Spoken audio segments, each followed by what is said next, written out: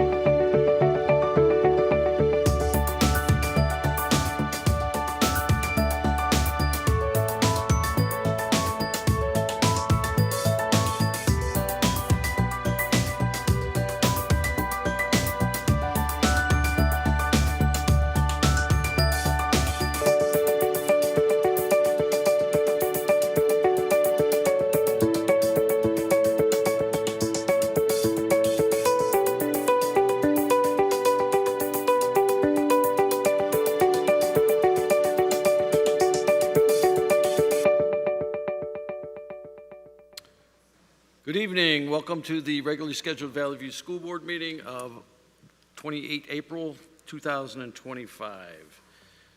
I would ask that you silence your cell phones and join us in the Pledge of Allegiance led by Member Baduras.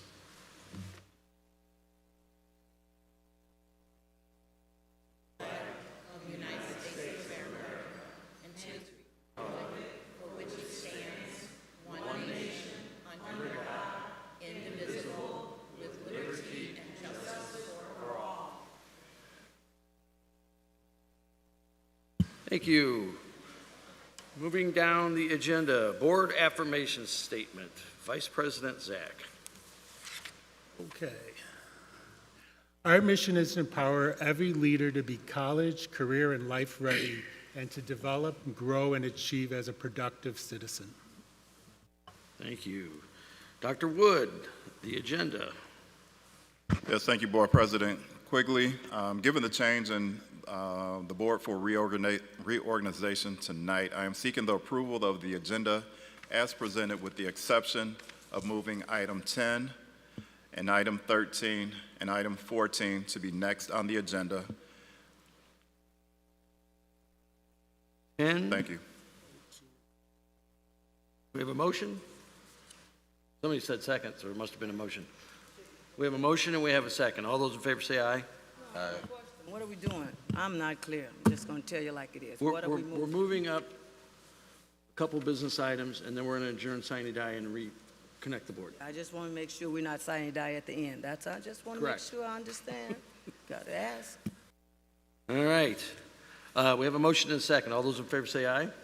Aye. Opposed, same side. All right. So, student staff recognition, student spotlight video. Dr. Wood? Do we want to do the Oh, I'm sorry. items? Yep, we're doing it. Yeah, got it. All right. Item number 10. Ms. DiDonato. Yes, thank you. Action for 10.1 is the Consolidated Action Report for certified, classified, and administrative personnel. The administration is respectfully seeking your approval on all items as presented. So move. Second. Motion and seconded. Is there any discussion? Madam Clerk, roll call vote, please. Member Heil? Yes. Member Sutherland? Yes. Member Baduras? Yes. Member Campbell? Yes. Secretary Sikora? Yes. Vice President Zach? Yes. President Quigley? Yes. And before we go to 10.2, I would like to celebrate and acknowledge two of our Valley View staff members who were promoted to administrative roles. Catherine Tectiel, who's unable to attend tonight, is recommended as the assistant principal position at J.R. Tibbet Elementary School. She started her career as a 7th grade English language arts teacher and then was hired as a dean of students at Jane Addams Middle School in 2023, where she has served that capacity for the past 2 years, helping support behavioral interventions and targeted and intensive levels.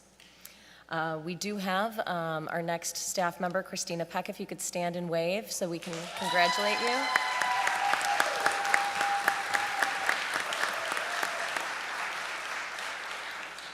Christina Peck is recommended as a transfer to the Assistant Director of Student Services position at Bolingbrook High School. She has served as a special education teacher at BHS since 2018. Her experience in the special education department will be an asset as she advances into this role, so congratulations.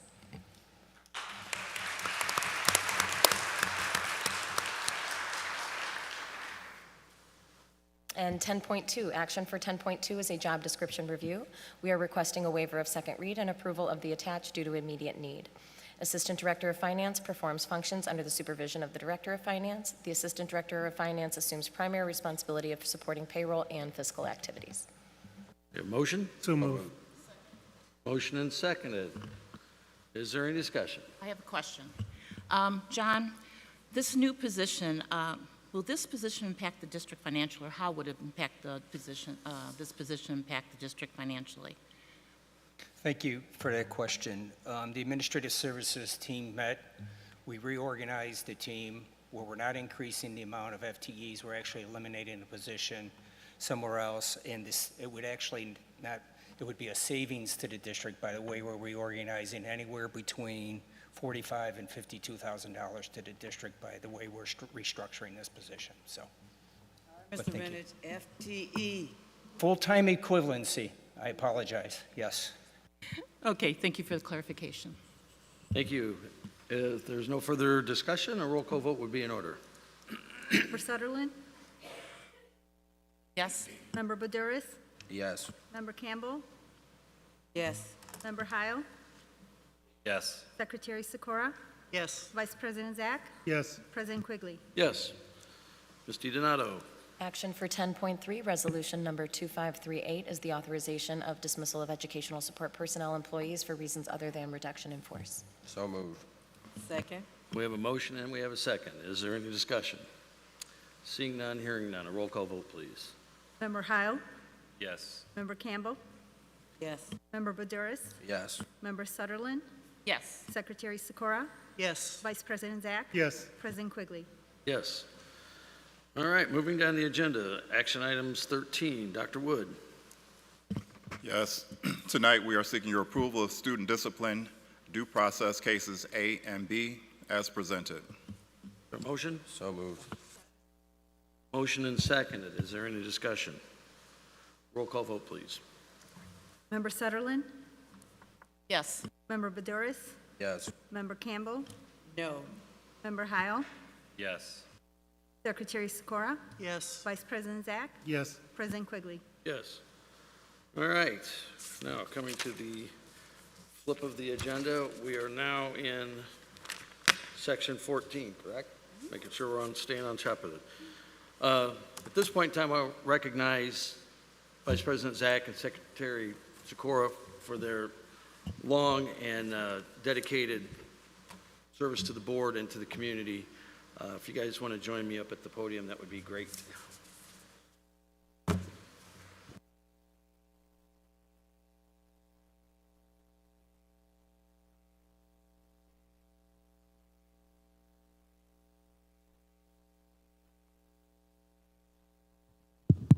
Don't get over here very often. Before I get going here, I just want to really quickly thank them for their service, but also I see their spouses out there. Thank you so much for lending your husband and your wife to the organization. I know Deb's been with the school district for 47 years, and Vic's been on the board for 12.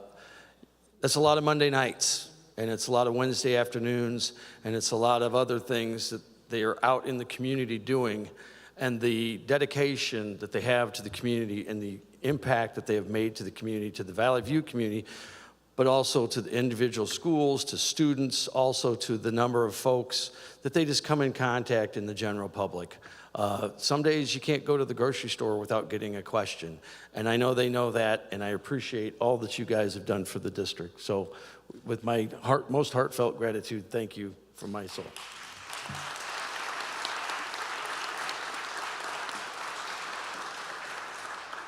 So with that said, ladies first, proclamation honoring Miss Deborah Sikora, Debbie Sikora, she's always Debbie, for her dedicated service to the Valley View School District 365U Board of Education. Whereas Debbie Sikora has served with distinction as a member of the Board of Education in Valley View School District 365U from 2013 to 2025, including her role as board secretary, demonstrating unwavering dedication, thoughtful leadership, and deep commitment to public education. And whereas Ms. Sikora brought to the board of her invaluable experience as a retired middle school mathematics teacher, enriching her contributions with firsthand classroom insight and passion for academic excellence. And whereas her tenure has been marked by a steadfast commitment to promoting student achievement, particularly in mathematics, advocating for programs and policies that foster analytical skills and academic growth. And whereas Ms. Sikora has been a fervent supporter of student athletics, attending countless events to cheer on student athletes, recognizing the vital role that sports and development of teamwork, discipline, and school spirit have with the district.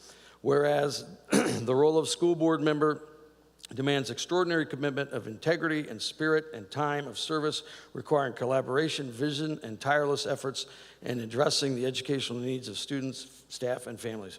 And whereas Ms. Sikora has consistently exemplified these qualities, earning the respect of the administration, her fellow board members, district leadership, educators, and the community at large.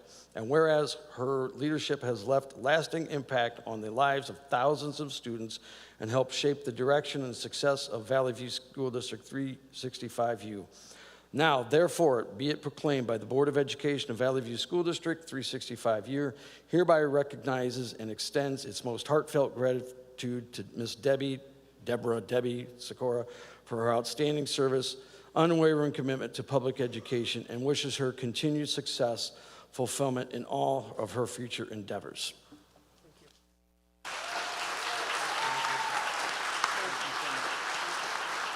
Thank you.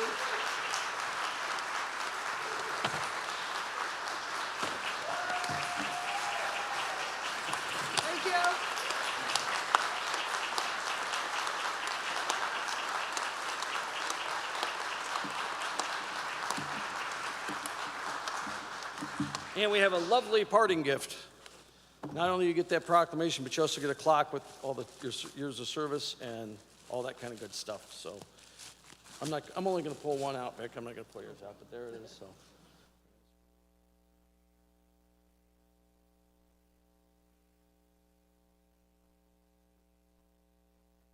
And Ms. Sikora would like to address all of y'all.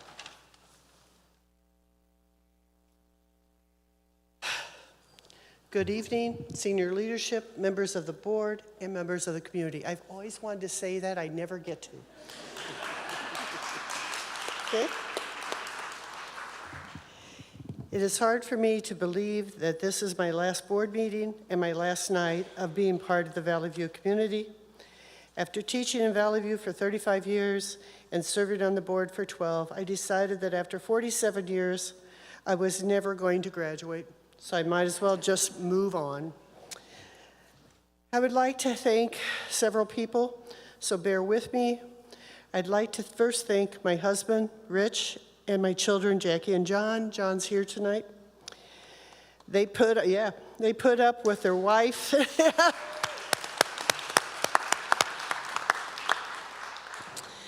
They put up with their wife and mom, putting in a lot of time preparing lessons, working dances and games, and attending many events. They are phenomenal. And my husband attended many events that he didn't necessarily want to. It wasn't, hon, do you want to go to this dance? Do you want to go to this? It was, which night do you want to go? And he came. Then the special people whom I encountered on the board, if you think for 1 minute that these members of the board don't care about your children, you couldn't be further from the truth. And they go above and beyond all the time for your children. I had been on the board about 1.5 years, and my mother passed away. And the superintendent at the time and Member Campbell drove 2 hours to be with me for the funeral. Member Zach when we encountered COVID-19, Member Zach made sure that my husband and I had Thanksgiving delivered to our house.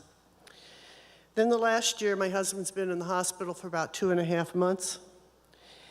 And there wasn't a day that went by that one of these board members did not text me or call me to see how he was or to see if I needed anything. Member Quigley during COVID, I forgot. Member Quigley during COVID showed up at my back door with toilet paper. You guys remember those days, right, when you needed toilet paper? Forgot about that and other supplies. Thank you. Member Sutherland, Baduris, called me all the time to see how things were going or take me to breakfast to make sure I was okay. I also want to thank principals, teachers, athletic directors, athletic trainers, lawyers, and Superintendent Wood. Their concern during this time, whether it be texting or sending over lunch to help out, you're the best. These are also the people that are in your buildings helping out your children day in and day out. To all the board, I can't thank you enough for your support, concern, and friendship throughout the 12 years. Lastly, I have wanted for years to make this next statement. I ask that all administrators, senior leadership, principals, to get back in the classroom. Get back in and teach once every couple weeks, once a month, to remember what it was like.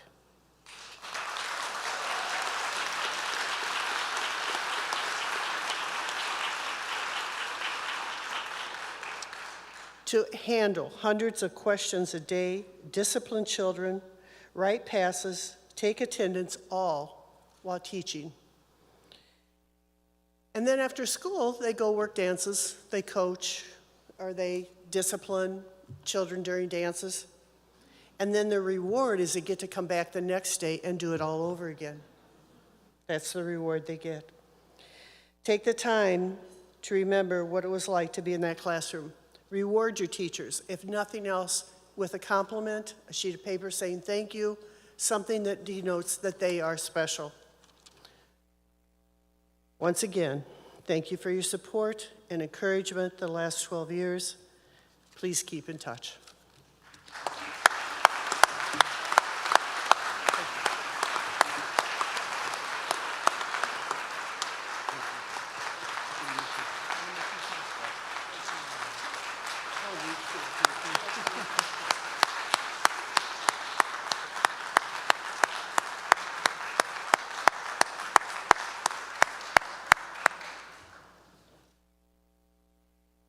I forget all about the toilet paper thing. Not gonna lie. So, as Deb is making her way across the stage, the time that, by the way, that was all written in hand notes and it was all in cursive, just for the record. I was trying to read it over your shoulder. I can read cursive, I can write it, but I was like, man, that's pretty good handwriting. But the times that you get those phone calls from somebody at 10 o'clock at night and you have to call board members and you explain things to them, what's going on, and she was always the first person to grab the phone and say, well, this probably isn't good. But then when the news was good, she was always one of the first persons to say, this is great, thank you for sharing. So Deb, you will be greatly missed. Rich, again, thank you for sharing. And the entire family, she will be greatly missed, but she's not going far. I know all I gotta do is go to a ball game and you'll be there, so. All right, now, Vice President Zach.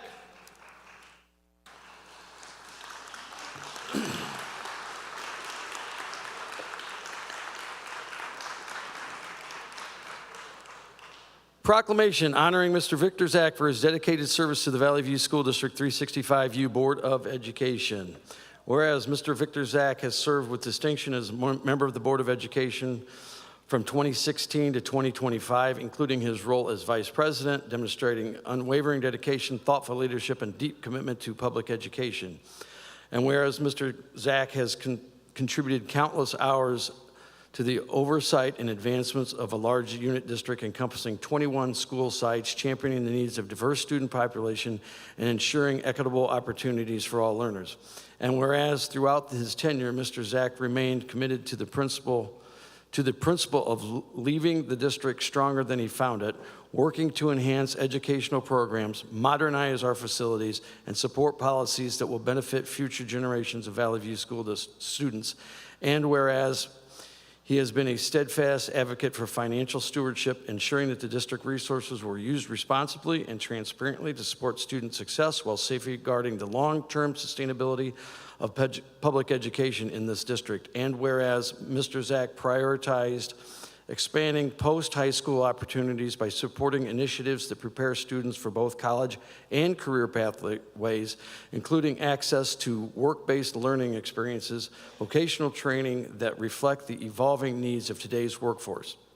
And whereas the role of school board member demands extraordinary commitments of integrity and spirit of service, qualities Mr. Zach exemplifies through his collaborative approach, clear vision, and tireless advocacy for students, staff, and families. And whereas Mr. Zach's leadership has left a lasting impact on the lives of thousands of students, and has helped shape the direction and success of the Valley View School District 365U. Now, therefore, it be proclaimed that the Board of Education of Valley View School District 365U hereby recognizes and extends its deepest appreciation to Mr. Victor Zach for his exemplary service, steadfast leadership, enduring legacy, and wishes him a continued success and fulfillment in all future endeavors.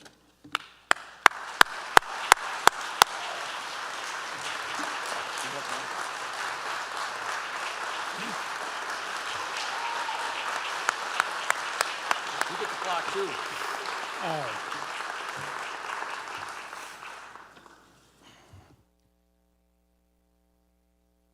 Deb has summed it up really well. This is like a work family. There's 6 of us. There's 6 of them. Over times, we would fight and argue, but we always agreed to disagree. It was always about the best. Truly, you're going to miss them because they do feel like my work family, because when you're self-employed, you're always by yourself. So I will miss y'all. I would like to thank my wife, Patty, my 3 children, Darcy, her husband, Juan,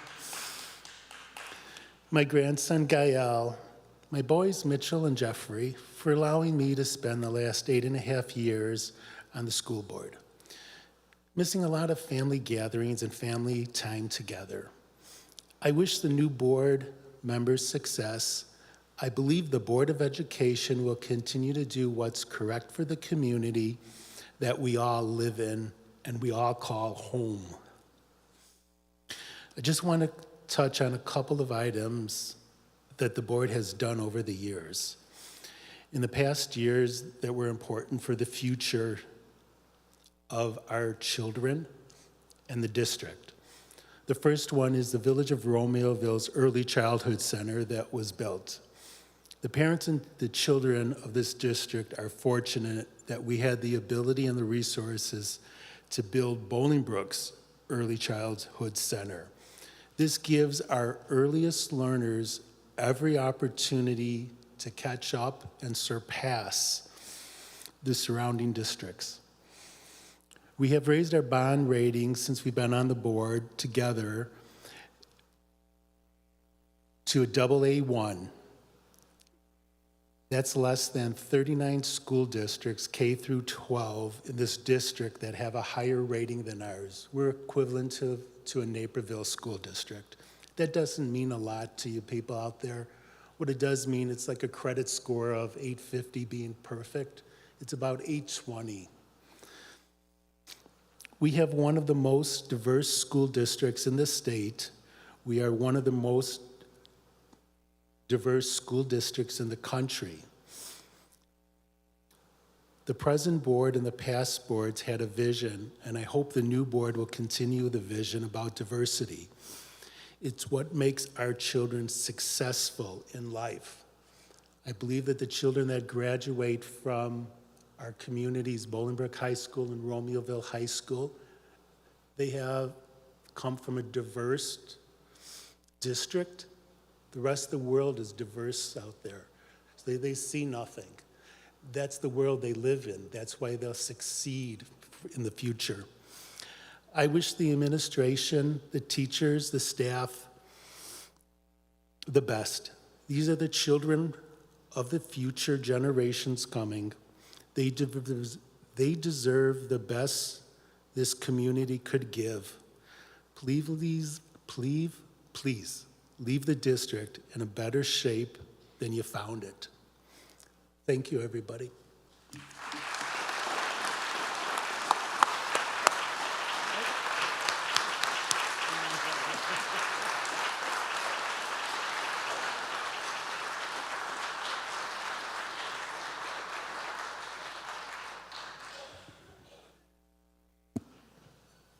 Again, Patty, thank you for so much.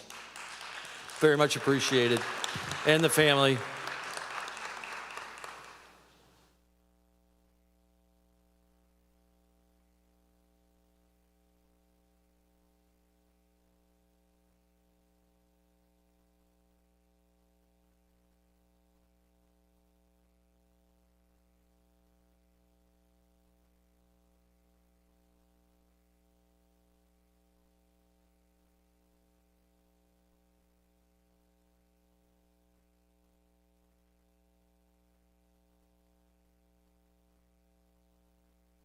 All right. Moving down the agenda, we are now on, for our agenda purposes, 14.1 has been done. 14.2, a motion to adjourn this Valley View School Board sine die. For those of you who do not know what sine die means, it means end of all things in Latin. I need a motion. Come on. Second. We have a motion and we have a second. All those in favor say aye. Aye. Opposed, same sign. The board is now adjourned. At this point, we will swear in the newly elected board members, and I believe Mr. O'Driscoll is going to come down and do that for us.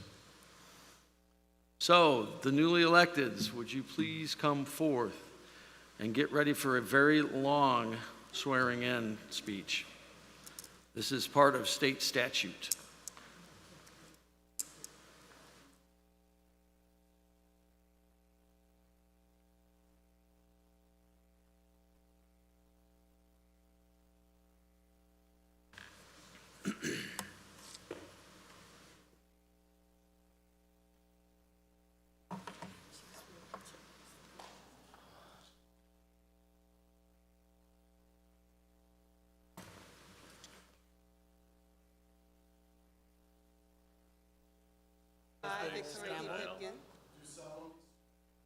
Solemnly swear that I will faithfully discharge the duties of the office of member of the Board of Education of the School District 365. According with the Constitution of the United States, Constitution of the State of Illinois, the laws of the State of Illinois, to the best of my ability. Further swear, I shall respect taxpayers' interests by serving as a faithful protector of the school district's assets. I shall encourage and respect the free expression of opinion by my fellow board members and others hearing before the board while respecting the privacy of students and employees.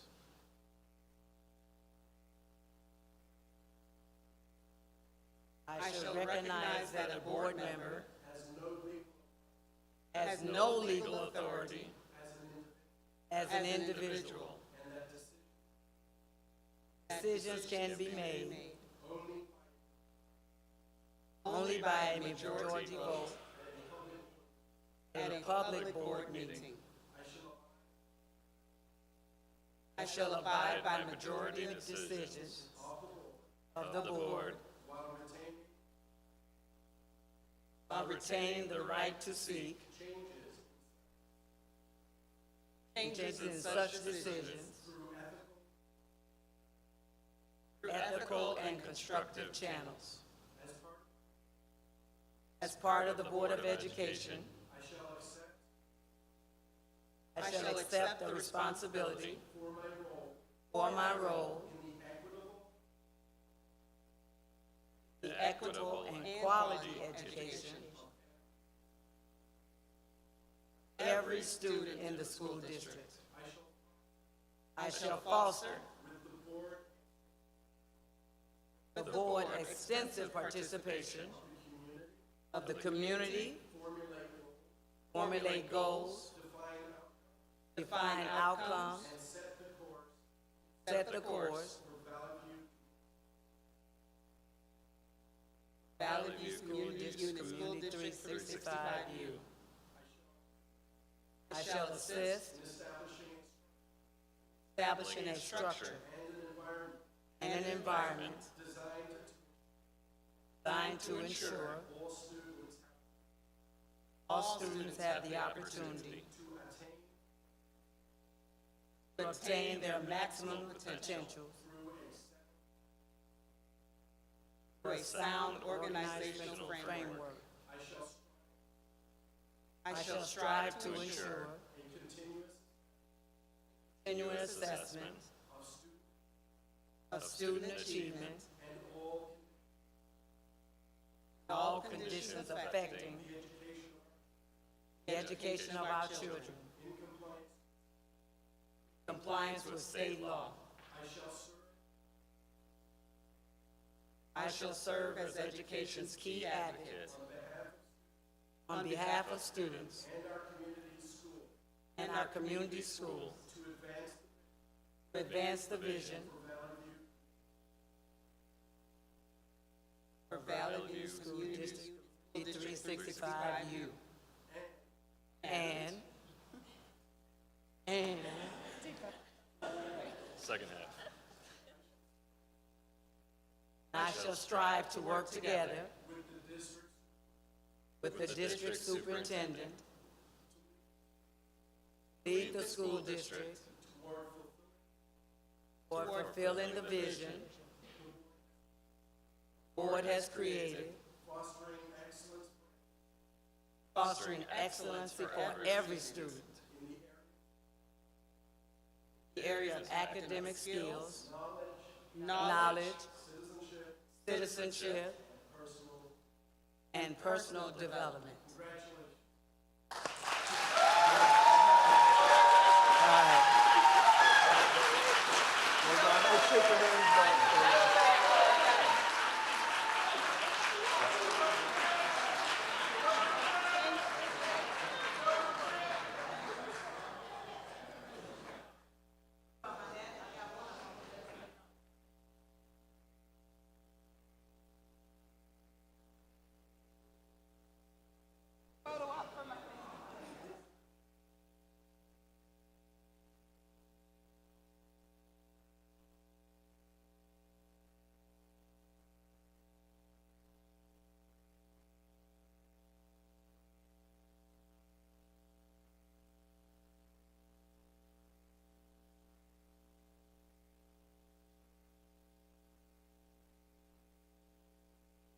Years.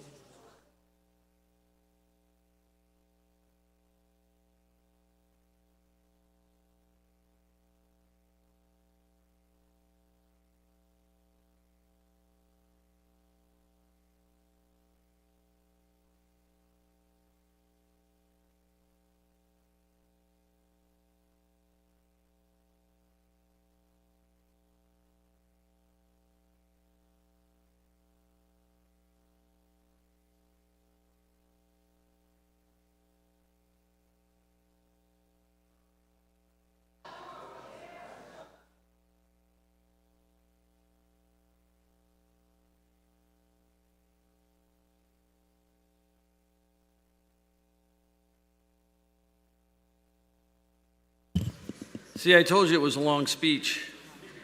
Swearing in. Done it enough times.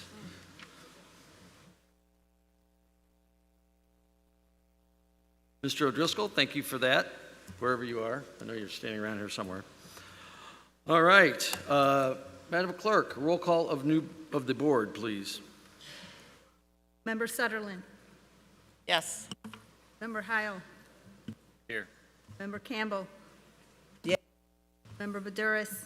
Here. Member Pipkin. Yes. Member Shorba. Yes. President Quigley. Yes. We have a quorum. At this time, I need a motion to nominate a president pro tem. I make a motion to nominate Steve Quigley, President Pro Tem. Is there any discussion? Seeing none, hearing none, a roll call vote, please. Member Heil. Yes. Member Sutherland. Yes. Member Baduris. Yes. Member Campbell. Yes. Member Pipkin. Yes. Member Shova. Yes. Member Quigley. Yes. All right, now we need a motion to nominate the board president. I nominate Steve Quigley to be the board president. We have a motion and we have a second. Is there any discussion? Are there any other nominations? Seeing none, hearing none, nominations are closed. Madam Clerk, a roll call vote, please. Member Sutherland? Yes. Member Heil? Yes. Member Campbell? Yes. Member Buduris? Yes. Member Pipkin? Yes. Member Shova? Yes. President Pro Tem Quigley. Yes. All right, at this time, we need a nomination for the Vice President of the Board. I nominate Elizabeth Liz Campbell to be the Vice President of the Board. I second. We have a motion and we have a second. Are there any other nominations? Seeing none, hearing none, nominations are closed for Vice President of the Board. Madam Clerk, please take the roll. Member Buduris? Yes. Member Campbell? Yes. Member Heil? Yes. Member Sutherland? Yes. Member Pipkin? Yes. Member Shova? Yes. President Quigley. Yes. All right, moving down the agenda. We need a nomination for...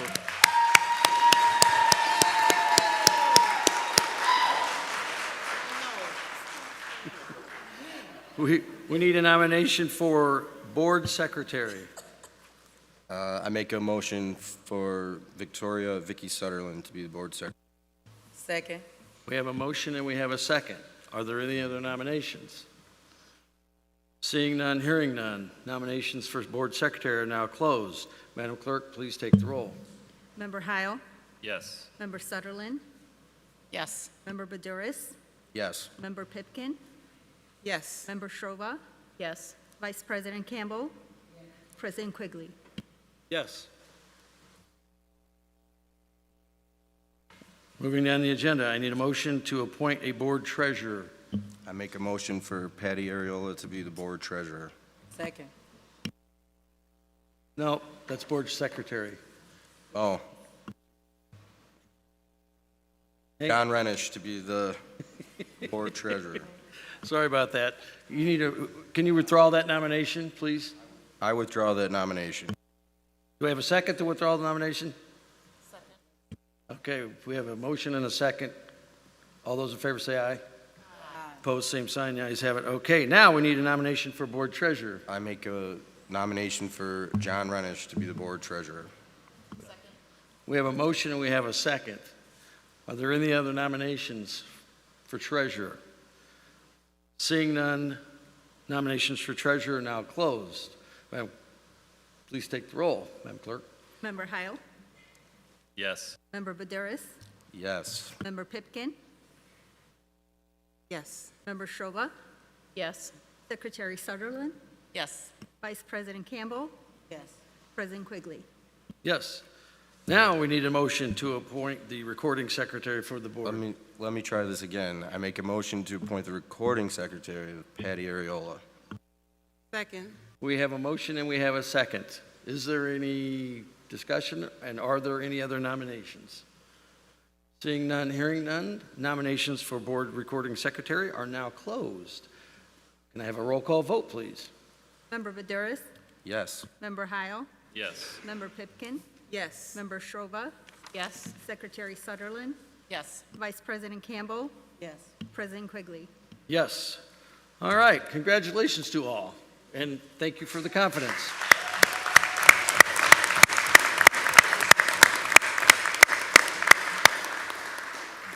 You know, we only do this once every couple of years. You'd think we'd have it figured out, but sometimes you hit a bump in the road, right? All right, moving down the agenda, student and staff recognition.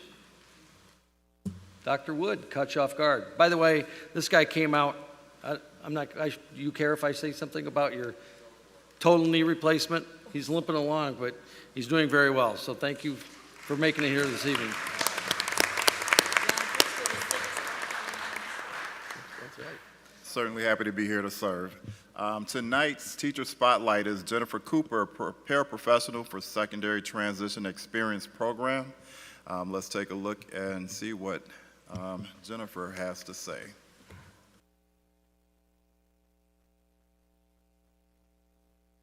For this edition of Staff Spotlight, we have gone on the road, so to speak. We're at Joliet Junior College. We're with Jennifer Cooper, who is a paraprofessional at STEP. And the reason we're here, Jennifer, is because for a long time, the STEP students have run their own coffee shop in the STEP building at Brooks Middle School.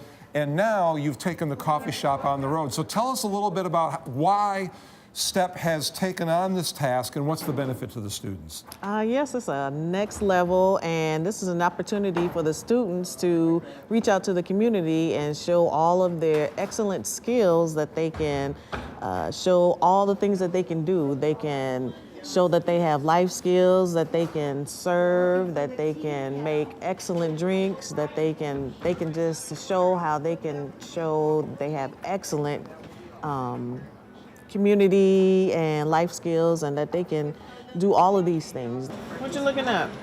You did a great job. How you feel? Yeah?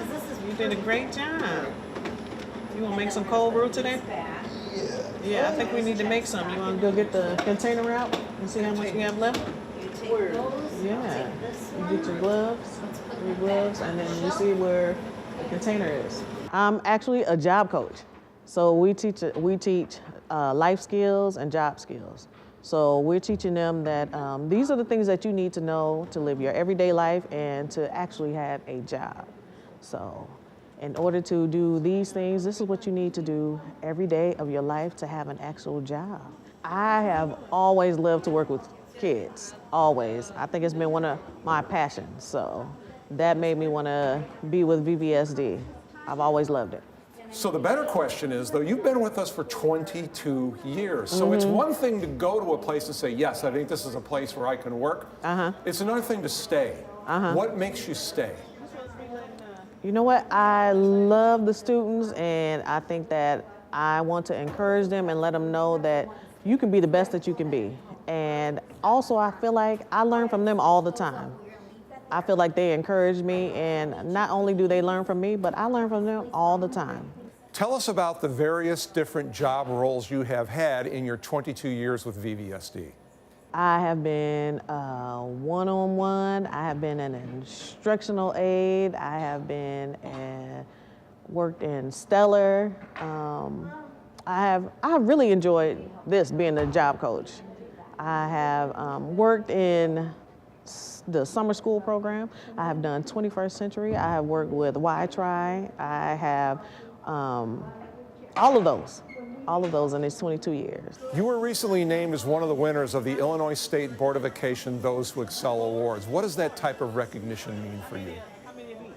I was very honored. I was very honored and surprised, but I was very honored, and it was such an honor to even receive that. I'm so grateful to even get that. I'm so grateful.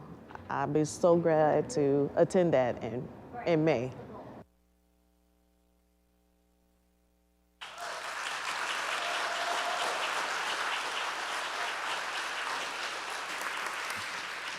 So certainly, Jennifer is an outstanding example of what it takes to support our students. And it is just amazing how dedicated the STEP team is to creating these opportunities to build our students' work and life skills. And I also want to recognize the businesses in Bolingbrook, Romeoville, that if you were to go into any of the stores, you will see some of our students at work and doing quite well. So thanks to Jennifer, the STEP administrative team, the STEP staff, and just paraprofessionals across the district for putting in just tremendous work supporting our students. Thank you.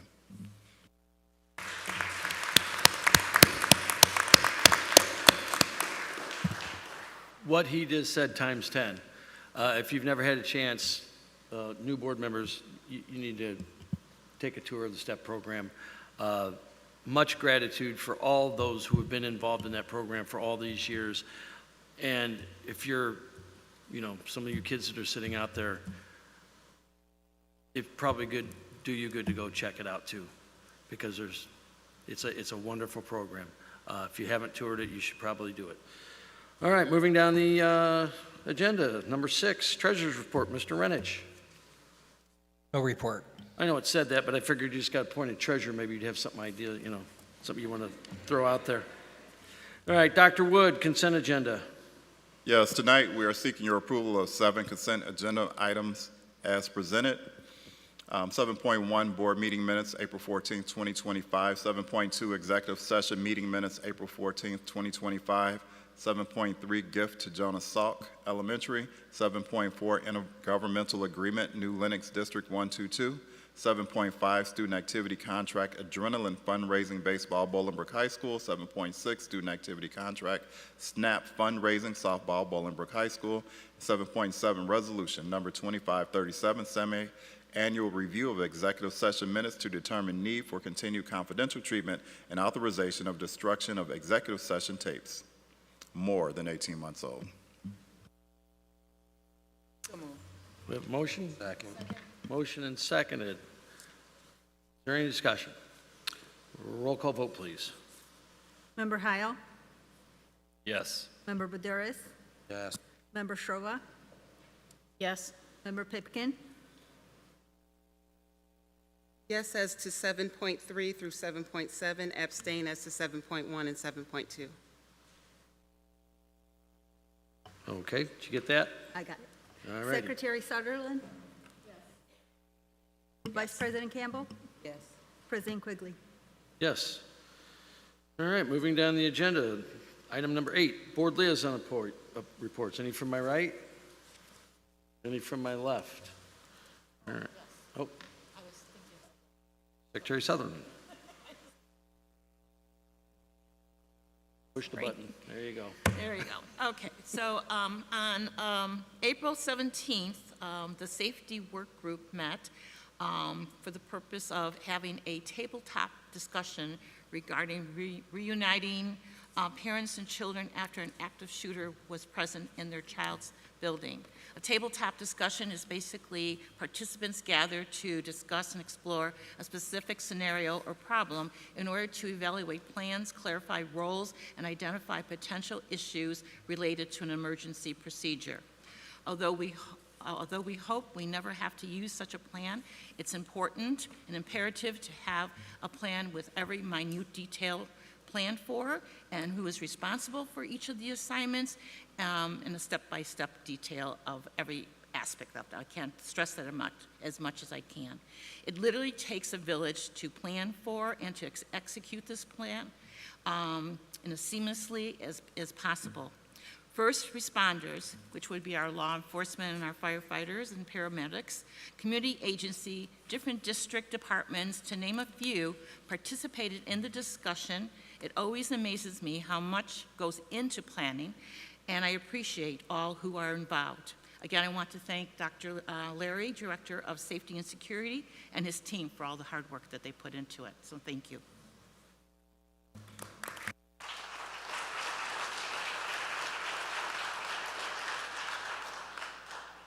All right, Student Ambassador Report. Jordan, if you would, please. Good evening, Board of Education, fellow student ambassadors, and VVSD community. My name is Jordan Elizabeth Jumbra, and I am a senior student ambassador at Bolingbrook High School. Tonight, as a graduating senior, I have the pleasure of sitting on this board one last time.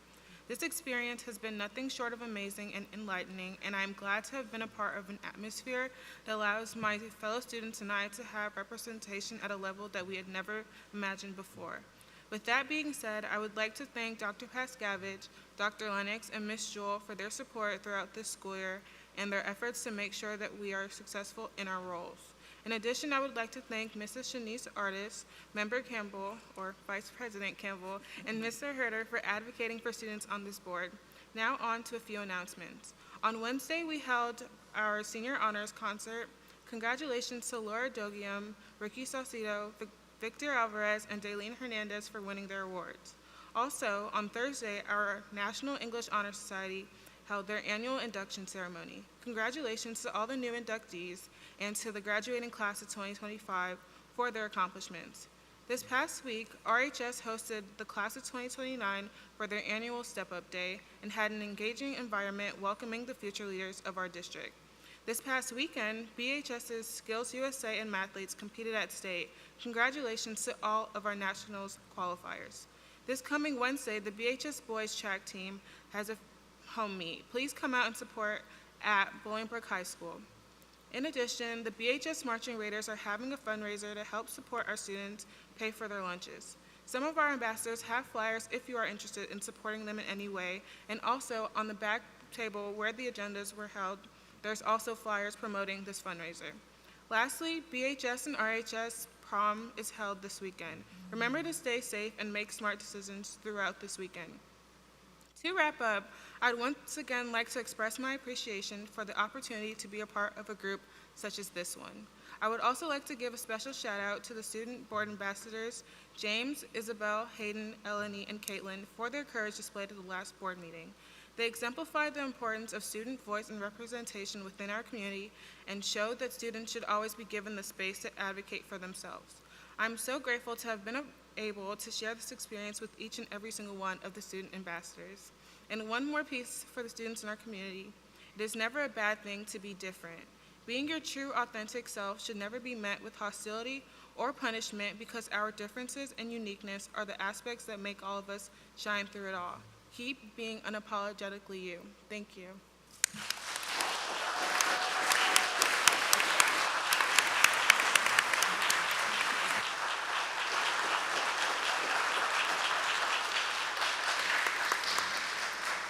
Thank you, Jordan. Moving down the agenda, this is the audience participation. If you wish to address the board this evening, please state your name clearly for the record. Please kindly keep your comments to 5 minutes or less. We will have a clock going. Also, in light of some of the last meeting we had, I'm just going to say it. If you can't let the people who are at the podium talk to us and have to say things, take it outside in the hallway and have comments, we are here to hear what they have to say. You will be afforded that same courtesy, and if you can't do that from inside this room, you will be asked to leave the room. I believe everybody has their right to be heard, and remember something, there are students watching this as well, and hopefully maybe we'll hear from a couple students tonight, but I do appreciate and we respect your input, but please make your comments towards the board. And we're not going to get into discourse back and forth between the speakers and the audience. This is not the forum for that. So thank you. And first speaker. Thank you very much. Good evening, VVSD board. My name is Elena Humphreys, and I want to first start with a congratulations to all the new board members sworn in tonight. We are so very glad that you're here, and I hope you know that you're stepping into something truly special. Because this district, our district, has been leading with courage and compassion to make our schools safe for every student. I'm not here tonight as a stranger to this work. I'm not here just as the chair of Bolingbrook Pride. I am here as a mama bear. My child has relied on the support systems this district put in place, and I have seen with my own eyes how absolutely critical they are. Not just helpful, not just nice to have, literally life-saving. I've also had the incredible privilege of being a secondary mama bear to many young people over the years, especially those who didn't always have safe homes of their own or spaces to figure out who they were. I've watched these kids grow and thrive when they were encouraged instead of erased, when they were protected, not policed, when they were told in no uncertain terms, you belong here. Let's talk facts, though. Despite what some groups might have you believe, there is zero evidence, none, in the entire state of Illinois that shows allowing transgender students to use the bathroom that aligns with their gender puts anyone in danger. In fact, a 2024 Trevor Project survey found that transgender and non-binary students who attended affirming schools where they had access to spaces that matched their identity, like VVSD, were significantly less likely to experience suicidal thoughts or attempts. So when we say affirming practices are life-saving, we're not being dramatic. What is dangerous is forcing these students into unsafe, isolating, or dehumanizing situations. That's what leads to bullying, to mental health crises, and to suicide. Transgender and gender non-conforming kids are not a threat. They're children, and they deserve safety and dignity just like every other student. Outside groups have come back again, spreading misinformation designed to stir up fear and division, fear about what it means to support all of our students. But here's the truth. We've seen it before, and we've already showed up because we know better. Because protecting kids isn't controversial, it's compassionate. This entire uproar started because of one student in a school of over 3,000 in a district of roughly 16,000 kids. They called in outsiders to threaten our school board with monetary penalties, penalties federal judges have already blocked. Our community isn't falling for it. We know who we are. We know you stand with our transgender, non-binary, and gender-expansive youth. And we know that the loudest fear-mongering comes from voices outside of our district, not within it.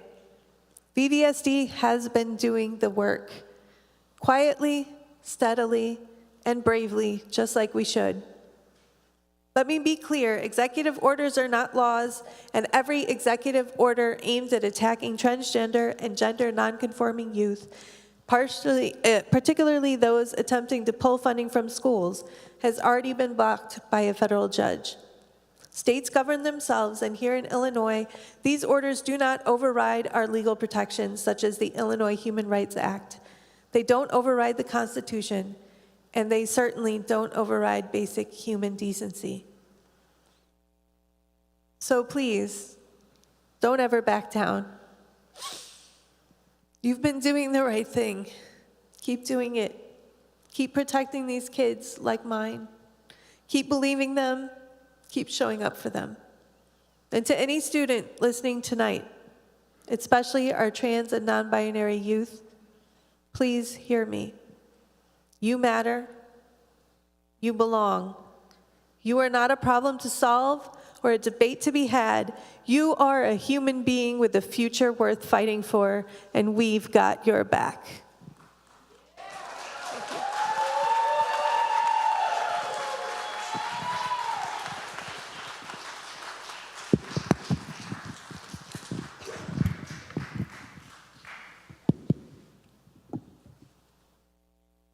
Hi, next up.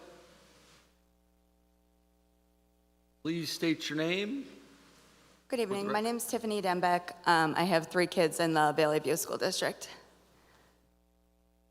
All right, and I apologize. I'm not a public speaker, but this is important. So, my daughter is braver than I am. She came out as transgender when she was 8.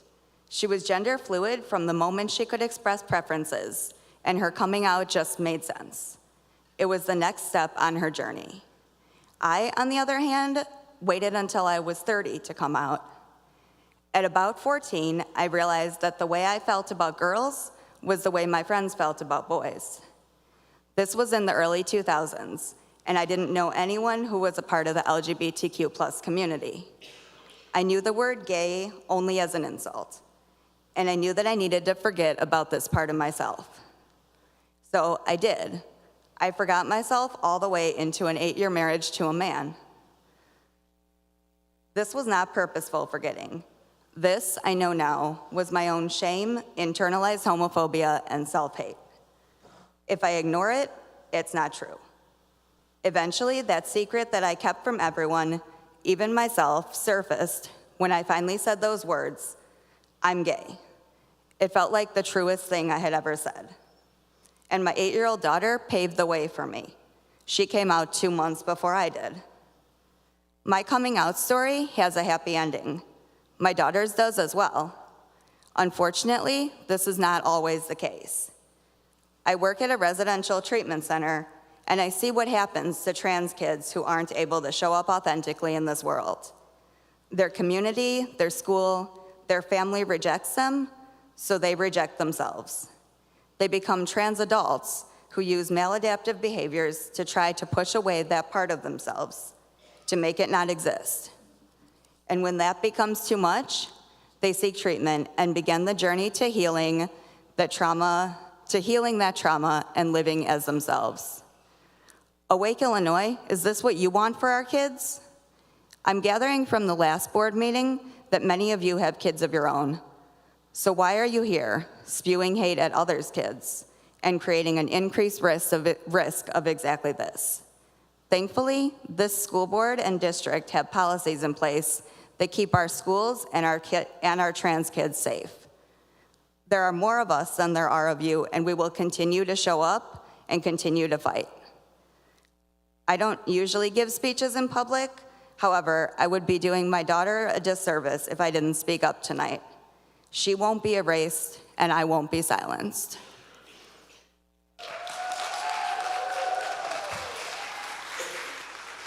Thank you for your comments. Next, please. Hey there, my name is Bob Scarzina. I have 3 kids. You probably remember me from last time because you made the announcement about what I was doing. I didn't think I'd have to follow Debbie, unfortunately, so this isn't as good as it should be. But she did make a great point about everything that teachers do day to day, day in, day out in that classroom. So how anybody thinks that teachers have a chance to brainwash your kid into the trans agenda is just nuts. But tonight, I'm here as before with the same love for my kids, disdain for transphobia, and a better understanding of the opposition. I've been able to do a bit of research on them and listen to their remarks here and at other stops on their Bigot Palooza 2025 tour. And all I have to say about what I've learned is yikes. The weaponized ignorance is astounding. And the worst of all, it's willful ignorance. I mean, it's 2025. Any ignorance is going to be willful. So with that in mind, fact. The regret rate for knee replacement surgery is around 4.8%. Regret rate for hip replacement surgery is from 13 to 33%. I should know, I've had 1 knee replaced and both hips.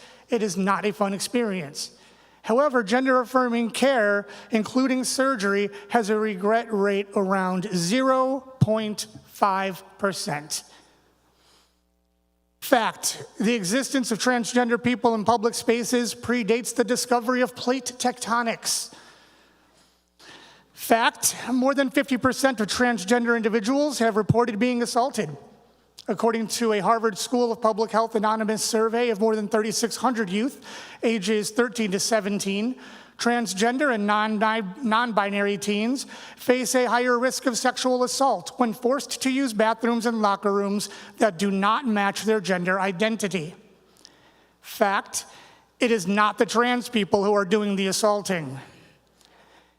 Fact, if you're worried about men in the girls' bathroom, your problem isn't with trans people, it's with men. And as one, I get it, I was raised in the 80s, we get it.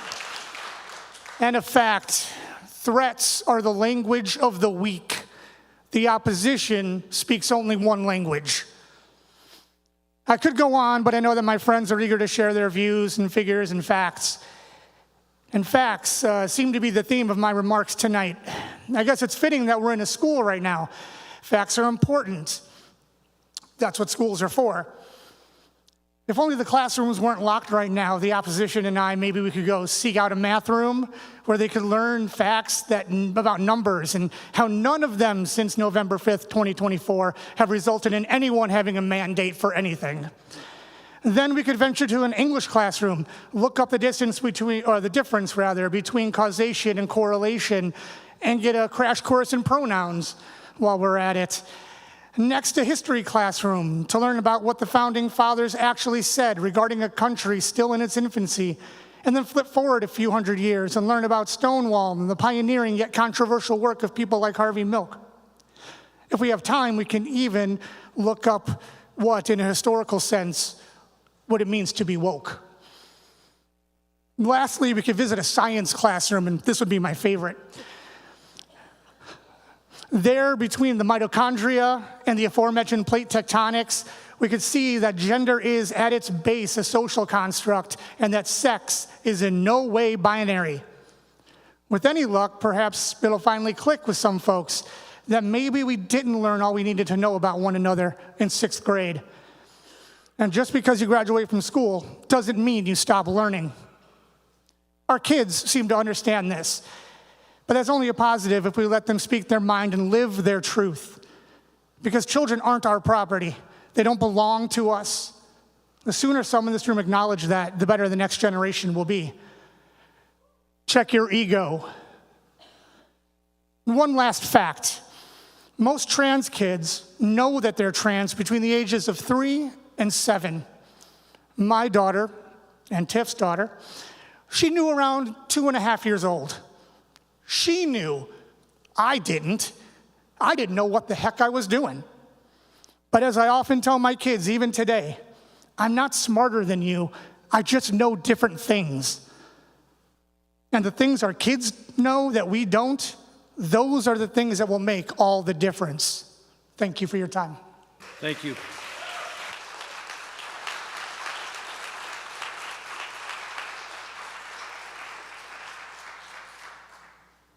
Hi, please state your name. My name is Timothy Antel. I hadn't planned on speaking this evening, but after seeing the love and support coming from the community members here, I just wanted to stand up here and add my voice to all of those that are requesting the board to reaffirm their support for our trans youth in the community. And again, just wanted to say thank you for everything. Thank you for the community, and thank you. Thank you. Hi, please state your name. My name is Reverend Suzanne Anderson Hurdle, and I'm using my title because I earned it and because I watched the last board meeting and was concerned with some of the things that I heard put out by fellow Christians. Some of you on the board know me. I've been in this district since 1998. All three of our children, the oldest of which is going to be 33 and the youngest 26, have been through the entire district. I pastored a church in Romeoville for almost 20 years. That was the only, to the best of my knowledge, the only church in this community that was publicly and very boldly welcoming of all God's children, and in particular those in the LGBTQ plus IA community. And I'm proud to say that that has continued as I now serve a church in Lockport that's the same. I read the complaint, and I will tell you, my husband and I sat through the last board meeting in our kitchen eating dinner. I kept thinking he was going to not want to watch, but he kept wanting to watch. And I wasn't going to come tonight. I had a pretty rough day at my chaplain job in one of the hospitals around here. And then I realized on my drive here that too many people fought too hard for me to get lazy and say I was too tired to be here. So here's what I want to say. I'm not an expert on the Constitution, but I have a lot of experience with people. I've had the privilege of being a parent of this district and as a substitute. I have learned so much from our kids, including my own. I grew up and graduated high school in 1987. Yes, that makes me 56. I had a very dear friend that was gay but couldn't come out. Throughout my time in college, I started to see things changing, but it was clear that there was still much for us to learn from our young people. When my daughter came out as queer, I was like, we can't use that word. That's not a good word. That's a slur for us. And she said, Mom, we're taking it back. She has been an amazing, brave young woman and has taught us so much. And her grandparents are fully supportive of all of our children.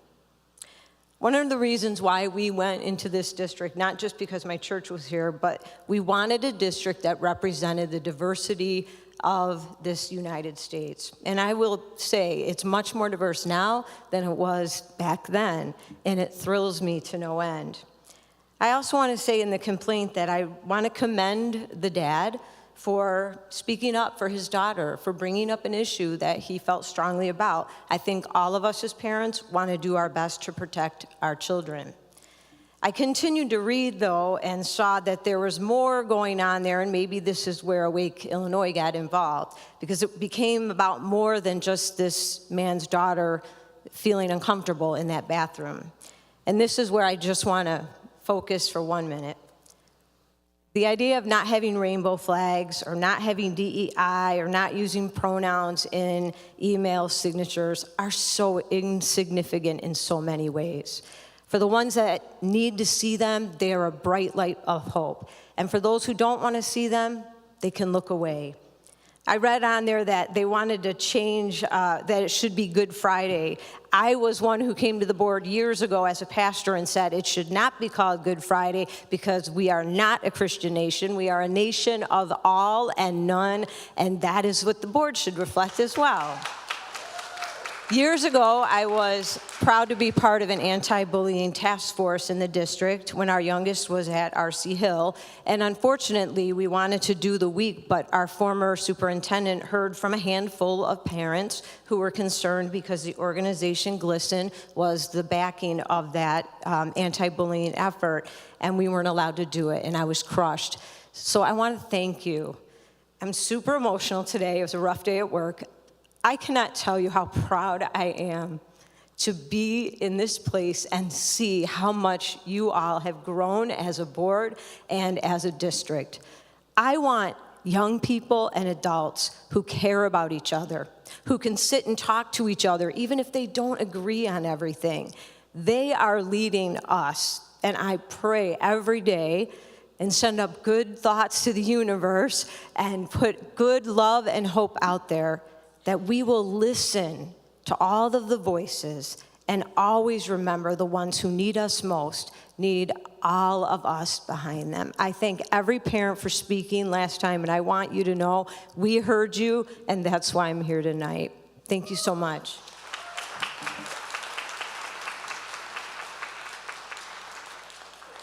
Hi, please state your name for the record. My name is Peter Rivera. And What is it? Peter Rivera. Peter, got it. Thank you. And I'm a resident and taxpayer of the district. Unlike Shannon Adcock, who does not live here, does not pay taxes here, and does not represent us.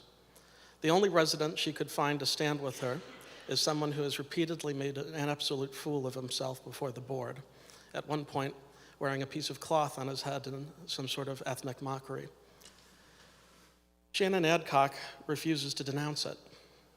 She refuses because she agrees with it. She has also refused to denounce the violent, hateful rhetoric of the extremists she surrounds herself with, groups like the so-called Moms for Liberty, because she agrees with them too. This is a group whose members say things like, and I quote, "If I had any mental issues, they would have been plowed down with a gun by now." That's what they say. That's the level of extremism that Adcock stands alongside without apology. Their bigotry is her bigotry. Their tactics are her tactics. And history gives us the clearest warning about what happens when people like this are allowed to fester unchecked. Julius Streicher was one of the most infamous propagandists of the Nazi regime. He didn't command armies. He didn't run death camps. He used words, words to dehumanize, words to incite, words to prepare the ground for violence. For that, he was tried at Nuremberg, convicted of crimes against humanity, and executed. Because words have consequences. Because incitement has consequences. Because silence in the face of evil has consequences. Today we are facing a modern version of that same poison. Shannon Adcock is a modern-day Julius Streicher. She doesn't have to make the threats herself. She paints the targets. She winds up the mob. She steps back, pretending her hands are clean while others carry out the hate that she fuels. Let's look at Downers Grove. After Awake Illinois whipped up hatred over a teen drag event, the library didn't just receive angry messages. They received death threats. Someone mailed them a bullet. And what did Shannon Adcock do when the terrified staff canceled the event? She celebrated. She called it a victory. She reveled in the fear and the chaos she helped unleash. And it doesn't stop there.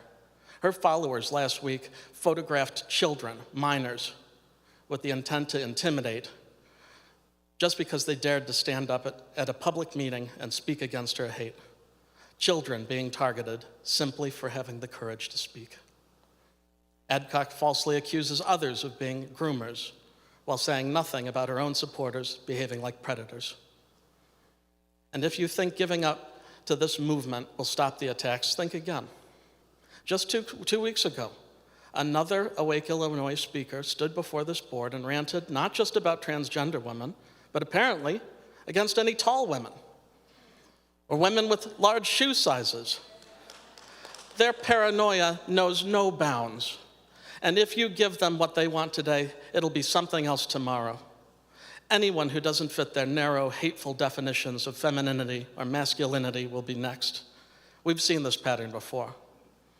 Every argument now being used against transgender people is identical to the arguments used against gay people. They make us feel uncomfortable in the locker rooms. They're asking for special rights. Think of the children. All lies then, all lies now. This was never about safety. It has always been about exclusion, dehumanization, and fear. And if you give in now, you will be asked to give in again, and again, and again, until there's nothing left. You are not dealing with people who want dialogue. You are dealing with people who want submission. We know from history what happens when good people try to appease hate. Good people didn't stop Stryker by giving him what he wanted. They didn't stop him by staying polite. They stopped him by fighting back. They fought back against hatred. They fought back against lies. They fought back against fear. And I urge this board, fight back. Fight for every child. Fight for every family. Fight for the very soul of this community. Thank you.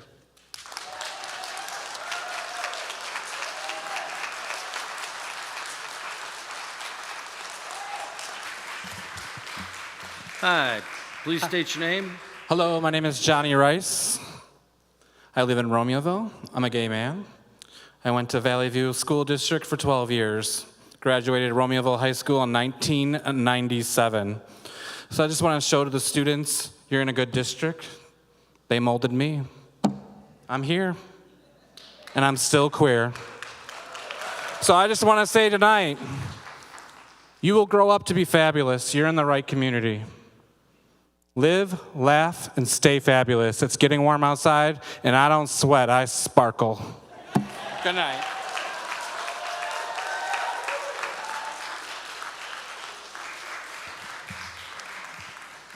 Hi, please state your name, where you're from. Name's Adam Navy, graduate of Bolingbrook 2002. Also, in 1997, my dad passed away. I'm so sad to see Miss Sikora left already. I just wanted to wish her a really good retirement as well, because she was one of the people who was there that 1997 day that my dad's funeral was there, and she was there. And in that time frame, I had written a card to my dad, pretty much saying that I was gay before I was even completely comforted. Like, I couldn't take it. It took a lot longer for me to come out publicly, but I was in the shadows, hiding my demons, doing whatever I could just to stay, quote unquote, straight. I dated a girl who was very physically abusive, and I just said enough is enough. I didn't have a date to prom that year for my senior year. I didn't go to prom. Instead, I went to dinner with a friend, and the friend pretty much knew that something was up with me, and I told her my secret. She said, "It doesn't change who you are. You're still my friend, and just keep your head up, and you'll keep on going." Well, it took until after my high school graduation in 2002, on that very hot summer day in June. Yeah, it was like 97 degrees out, and the graduation was totally outside.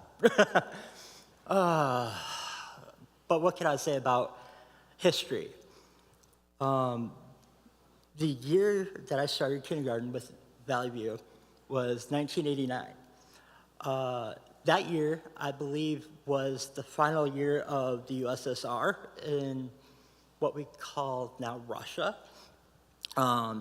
See, things could change. Political lines change, parties change, countries change. There's no longer Yugoslavia as well. And that happened about in 4th and 5th grade when that war took place. I just want to say that history has more or less been on the side of progress. And with this school board and with this school district, I should say, I'm glad that I'm seeing the progress forward. Any chance of running backwards, I don't see that with this place. That's why I left living in Orlando for about 3 years to come back here, because here felt like home. Living in Orlando at the time, it was under Jeb Bush, governor, and I just saw a whole lot of like messes. They had their school districts done totally weird, and everything wasn't right. It didn't feel like home. So I came back here to my home. And as a lifelong Bolingbrook resident, other than those 3 years in Orlando, I've considered Bolingbrook my home. And also, I just want to say that I am one of the co-founders of Bolingbrook Pride. And it took a lot of coaxing from my friend to tell a story on Facebook one day. Story being, the former mayor of Bolingbrook was a homophobic idiot. Let's just use that word. And I had a couple people see that message and message me privately. It's without a doubt. Thank you, Elena, for helping Bolingbrook Pride be the best organization that got fostered in this time frame. And I just want to say, kids, keep it up. You're the future. Let them laugh and lead the way. Thank you.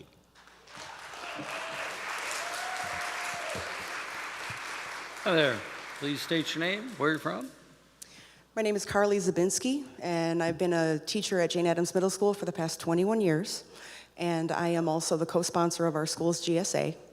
And I wanted to say I support our school district and you, our board, in your commitment to following the Illinois Human Rights Act and protecting our trans students' rights.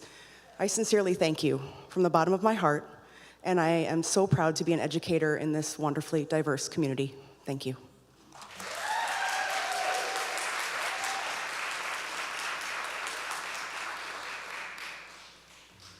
Hi, please state your name, where you're from.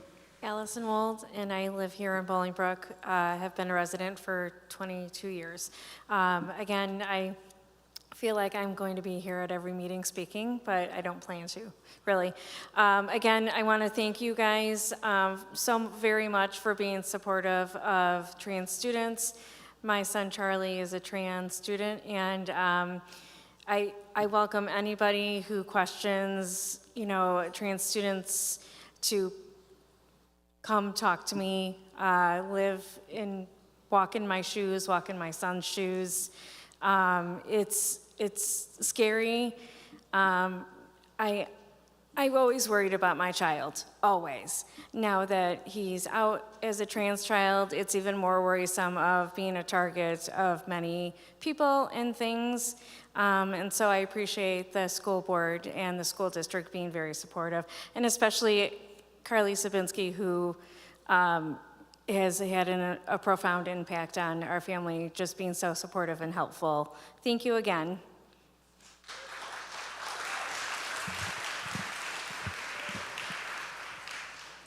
Hi, please state your name, where you're from.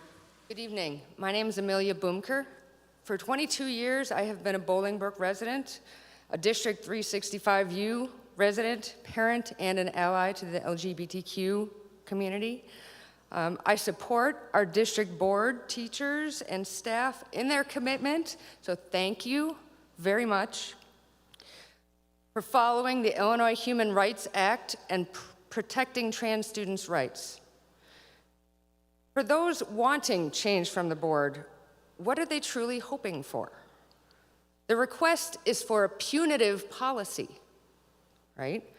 How could that even be enforced other than with fear? Those people thinking that students should report on other students would just be handing bullies tools to harass, intimidate, and embarrass other students by reporting them, whether they're actually trans or not. Anyone who does not conform to stereotypes could be targeted. Students who may need gender-affirming care are protected by the board's wise decision.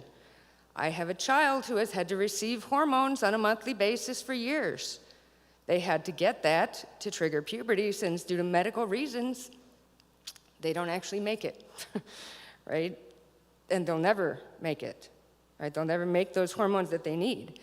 They are, in fact, cisgender, but due to their issues, they could easily become one of those targeted people because they simply do not conform to gender stereotypes. Trans students are no different than my child. No one is asking them to be different. No one is making them be different. They just are. And they have the right to be who they are, just as any other human being. We all deserve to be respected. No one is asking for unreasonable accommodations. My child understands justice and equal rights for all.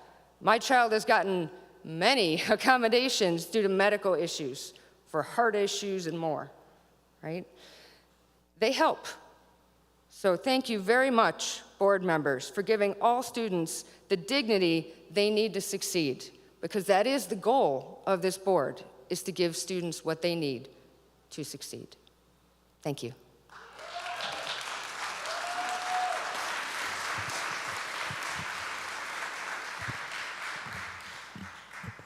Hi there. Please state your name, where you're from. Hi, I'm Maureen Ornelas. I've been a resident of Romeoville for the past 25 years. I've sent all 4 of my children through the Valley View School District. I want to thank the board, thank the district, for really looking out for the kids that when they go home don't have the parents to look out for them. These children need a safe place. They need somewhere where they can feel that they can thrive. They can be their true, unique self. And who am I or anybody else to tell them that they can't be who they are and who God made them to be? Because my God doesn't make mistakes.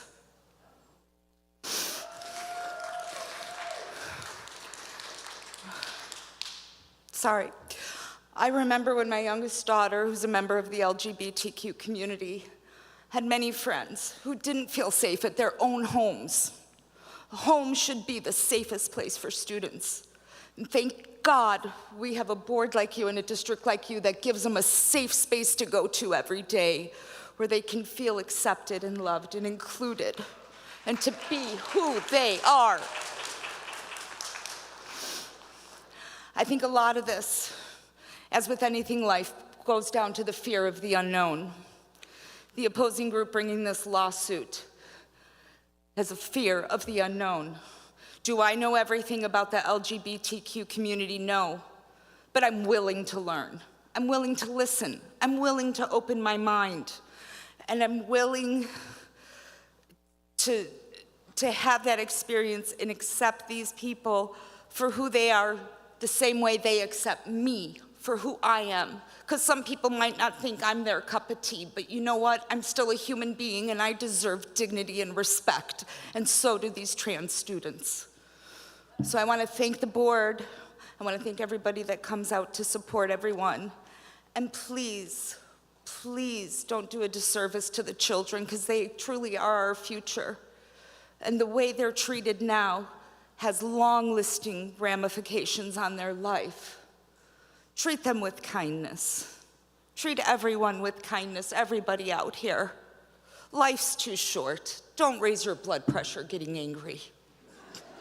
It's not worth it. I love everyone. We are all God's children. God bless and thank you.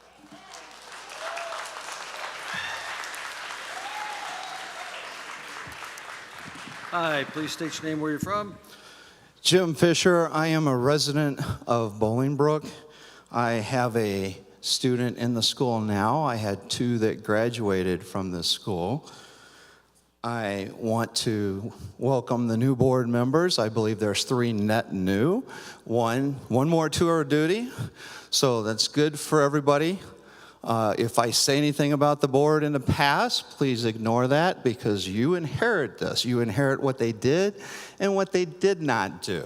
So hopefully we can get you guys down the line to support the community that you signed up to do. And I appreciate the time you spent to do what you do here today. My pronouns are father.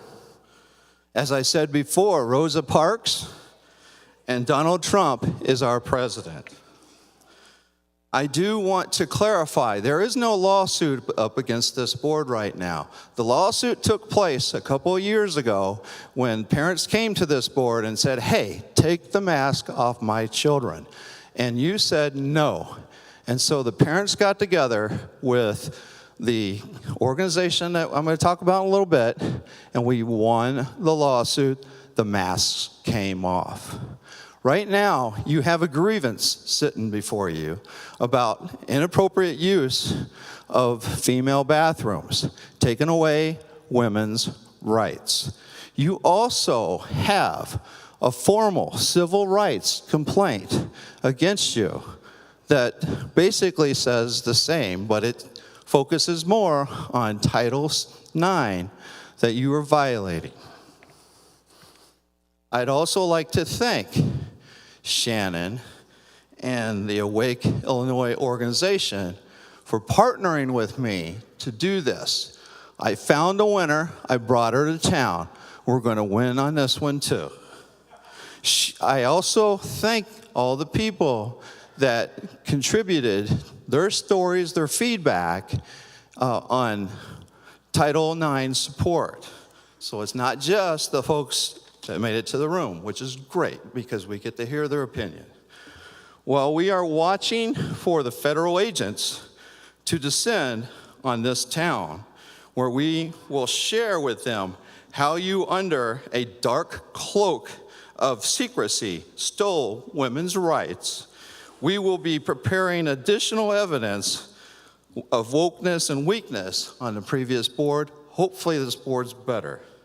For example, the same board that lowered the American flag that you see as you came in and as you leave today at half-mast to honor Pope, a religious figure, Francis, his death per a presidential order by President Donald J. Trump, but you cannot follow a second presidential order issued by the same president that states there are only 2 biological sexes in this country, reconfirming the text and the intent of Title IX. I am a father here to reinstate women's rights for my child and for any other child that's a female in this school district. For locker rooms, bathrooms, and showers at Valley View School District. Also, for all of you who have interests in the American flag, President Trump wants to put a 100-foot flag in front of the White House. So there's some feedback from you guys about flags. But I have one more notice to give to you guys. Today, the U.S. Department of Education, Office of Civil Rights, has found that University of Pennsylvania violated Title IX of the Education Amendments of 1972 by permitting males to compete in women's intercollegiate athletics and occupy women-only intimate facilities. Thank you for your time.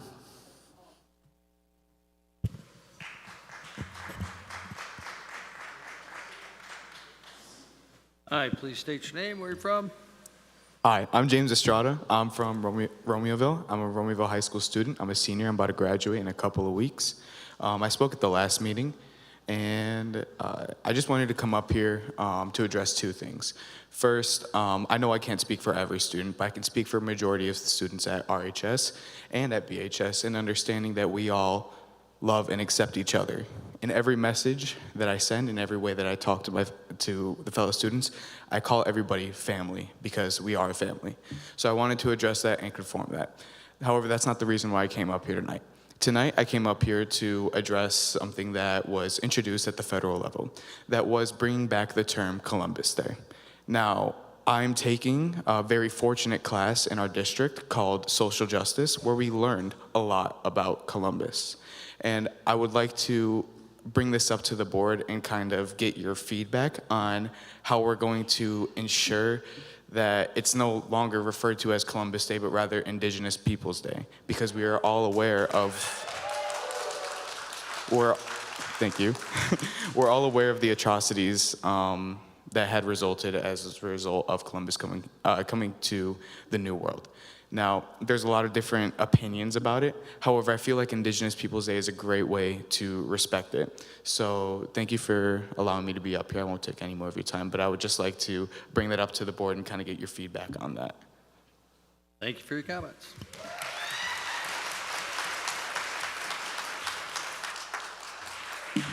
Hi there, please state your name, where you're from. Hello, my name is Isabel Scott, and I am a current student at Bolingbrook High School.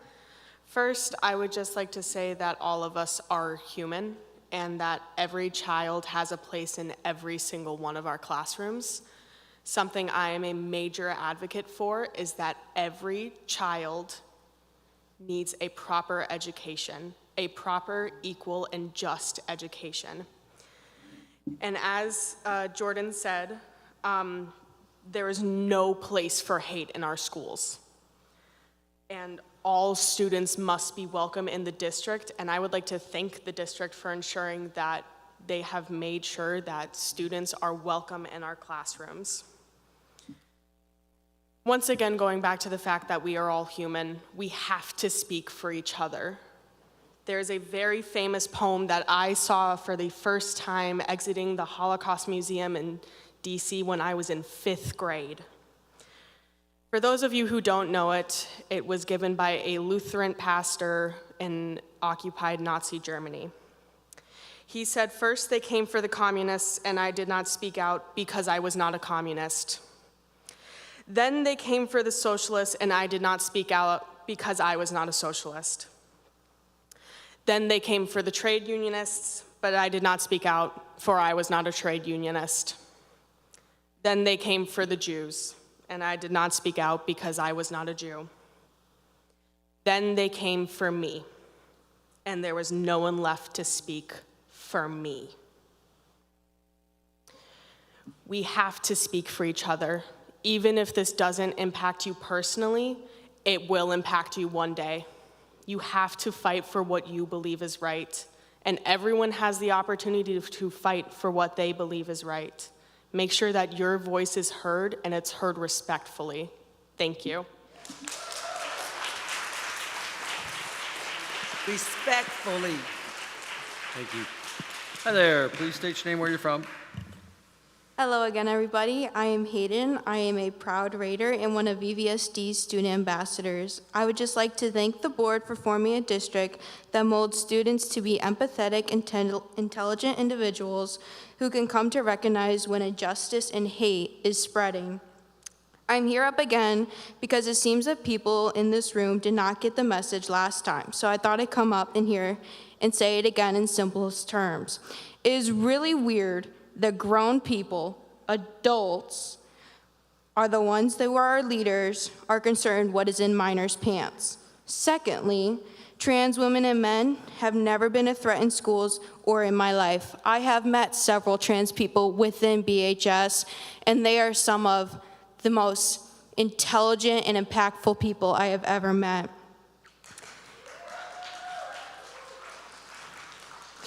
Many of my peers have been made to feel uncomfortable, and this district has supported all students. I hope that this remains this way to support all students. As my AP US history teacher said again, Miss G, love you, taught me, Title IX is a federal law that prohibits discrimination based on sex in education programs and activities receiving federal funding. As a female living in the United States, I have, in my school, for the 13 years probably I've been educated, never been discriminated based on my sex because of a trans woman or a man. I get the same opportunities as all my other peers, and that's not something I'm ashamed to admit, and I think that's something we should recognize that's within this district. What you are trying to do actually violates this law. You're pushing out and excluding such a small minority community, all because it makes you feel better about yourselves and more comfortable. Lastly, since many people seem to be confused about legalities and what is right and wrong in this situation, I thought I'd say it loud and in plain, simplest terms. The Constitution of the United States states that every person has inalienable rights that should never be infringed on. What you are doing is infringing. And to close this out, I would like to thank all the advocates and adults in VVSD who continue to stick up and create a safe space for our community's most vulnerable, like the ones on this board. So I thank you.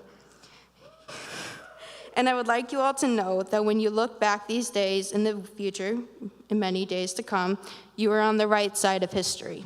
Thank you. Have a good night.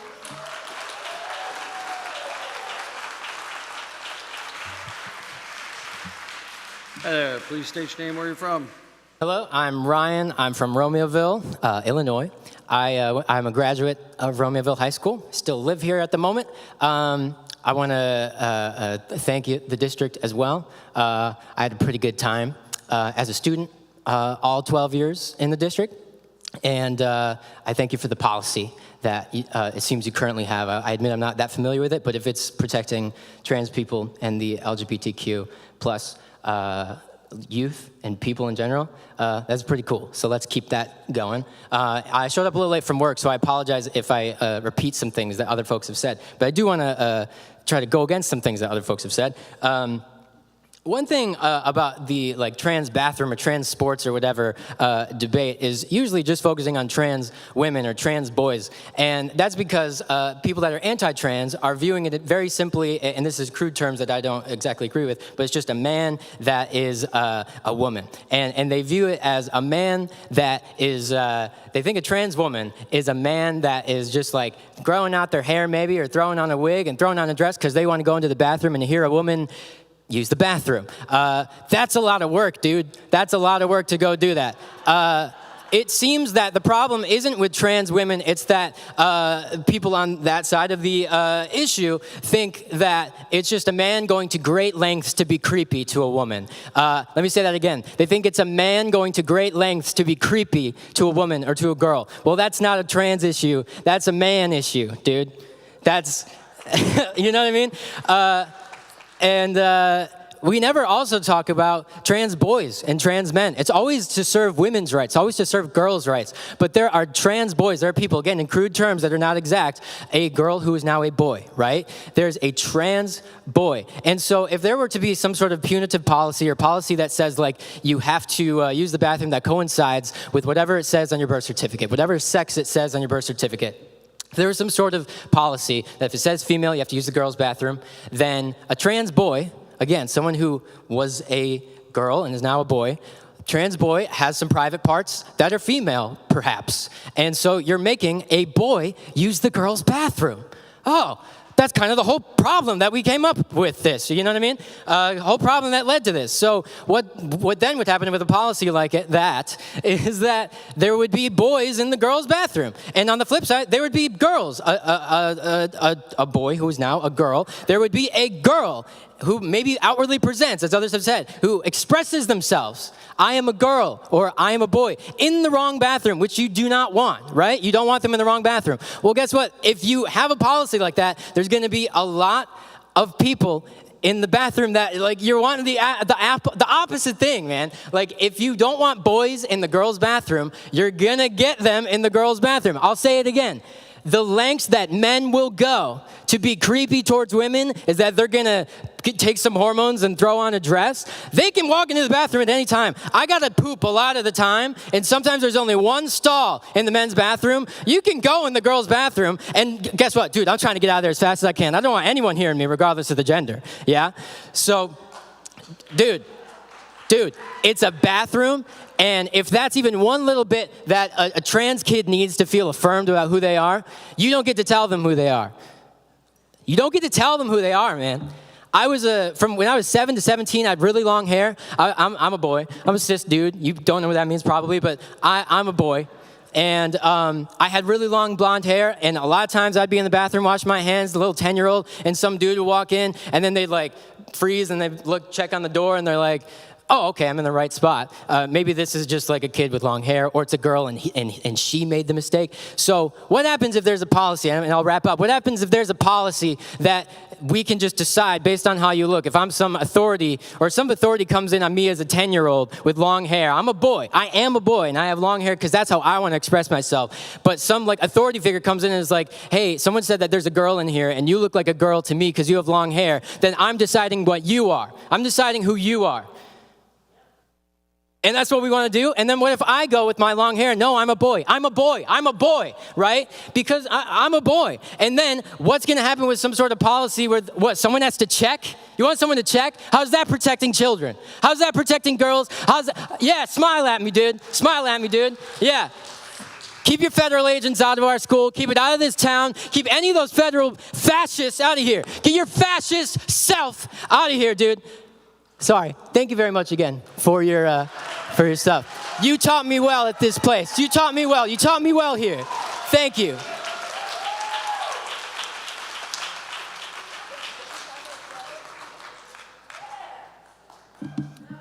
My name is Eric Reeb. I use he, him pronouns. I grew up in district, attending Jonas Salk Elementary, Hubert Humphrey Middle School, and I graduated from BHS. I now live in Oak Park. I'm not here as a trans person defending my human rights, nor am I here as the father of a trans person protecting the rights of my child. I'm here as an alum of BHS. You may remember me from a couple of weeks ago when I read from a list of demands for Valley View that Awake Illinois had posted to their website. These demands were so ridiculous that after hearing them read out loud, Shannon Adcock threw Flagpole Fisher under the bus and said, "That's not our list," meaning the list published on their website on their letterhead. Last month, I called them crackpots and bigots, and I want to apologize. I didn't know that the board already knew some of these folks so well. At least a quick run through the school district's YouTube channel showed me that at least one of these people has put in a lot of time to let the board know what a crackpot and crank they are. So, I apologize for pointing out the obvious at the last meeting. Board, thank you for defending all of the students. I'm here to remind you that no matter how loud one voice is, there is a larger community out here. Parents, students, staff, and even alumni who support you. Thank you.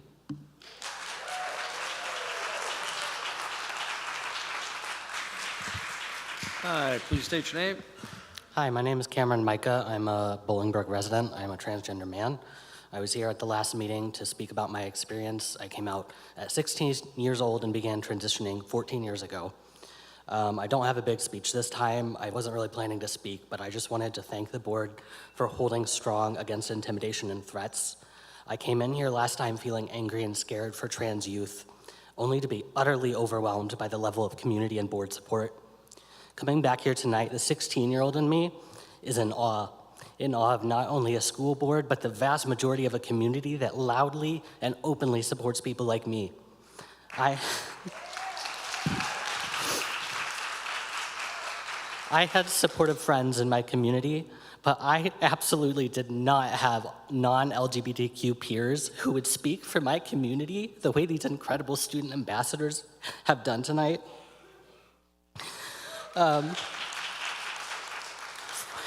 From the bottom of my heart, and on behalf of that scared 16-year-old boy, thank you for standing firm and continuing to carry some of the burden that has been placed on these vulnerable children. You are, without a doubt, changing their lives for the better. Thank you.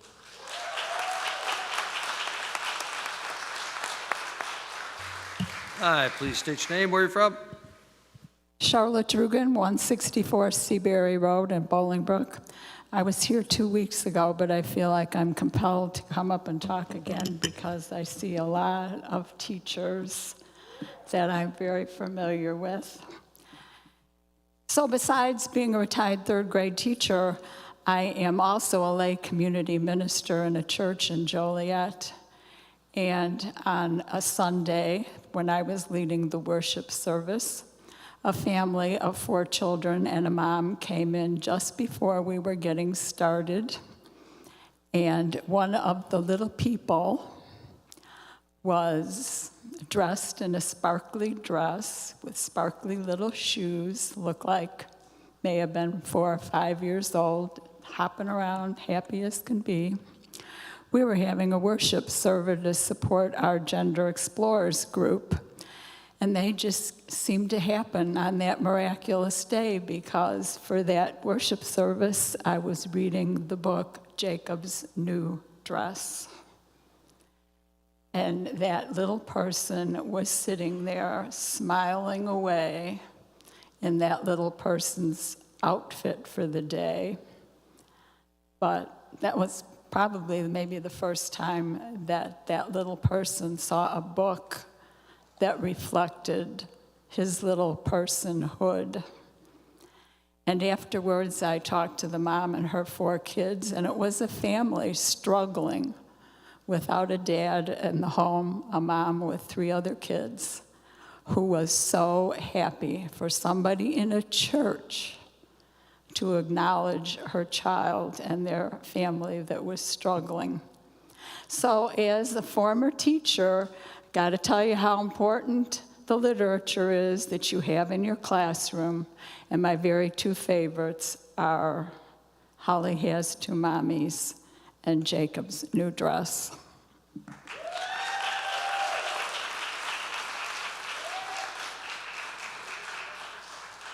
Hi, please state your name, where you're from. My name is Mark. I might just remind, when any speakers are up here, please address the board. Thank you. No problem. My name is Mark Palmiter. I'm a 55-year resident of Romeoville, a 1987 graduate of Romeoville High School, the father of 3 graduates of Valley View, and a proud member of this community. First thing I'd like to say is I'm a little bit alarmed.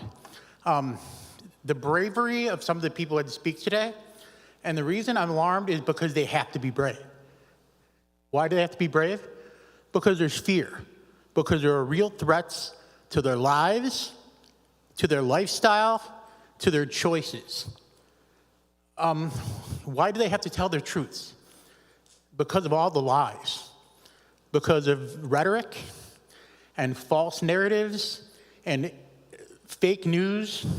And we're not talking about the popular news that DJ T likes to talk about, but I mean the real fake news, the stuff that people make up. This district is often the only safe place for a lot of our students. Home is not always safe. Out in public is not always safe. In the workplace is not safe. Sometimes the school district, because we're educating children and creating the next generation of Americans, is the only safe place. So whatever we need to do to make that happen is what we're required to do.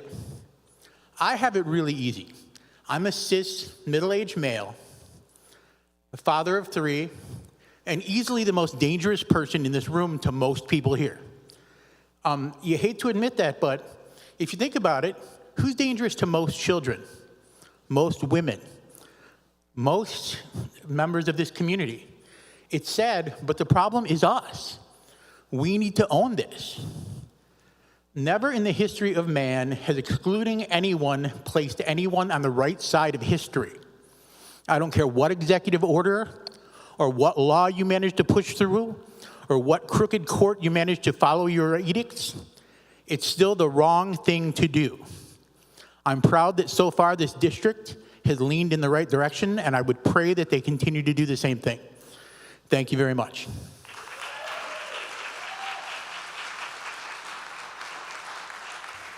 Hello, my name is Timothy Hawkins. I've been living in Bolingbrook all my life, and I just want to say that I personally have faced some harassment in bathrooms, and it wasn't because of a trans person.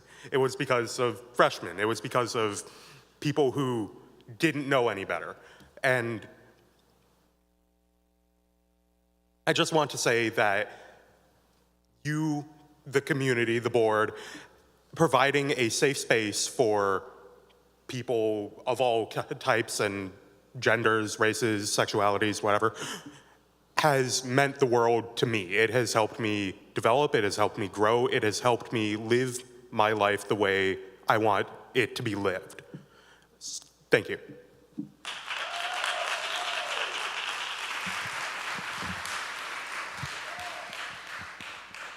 Hi there, please state your name, where you're from. Laura Schaefer. I've been in Romeoville for 35 years. Both of my children have gone through VVSD. I'm very proud of the people they've become because of the diversity of this school district.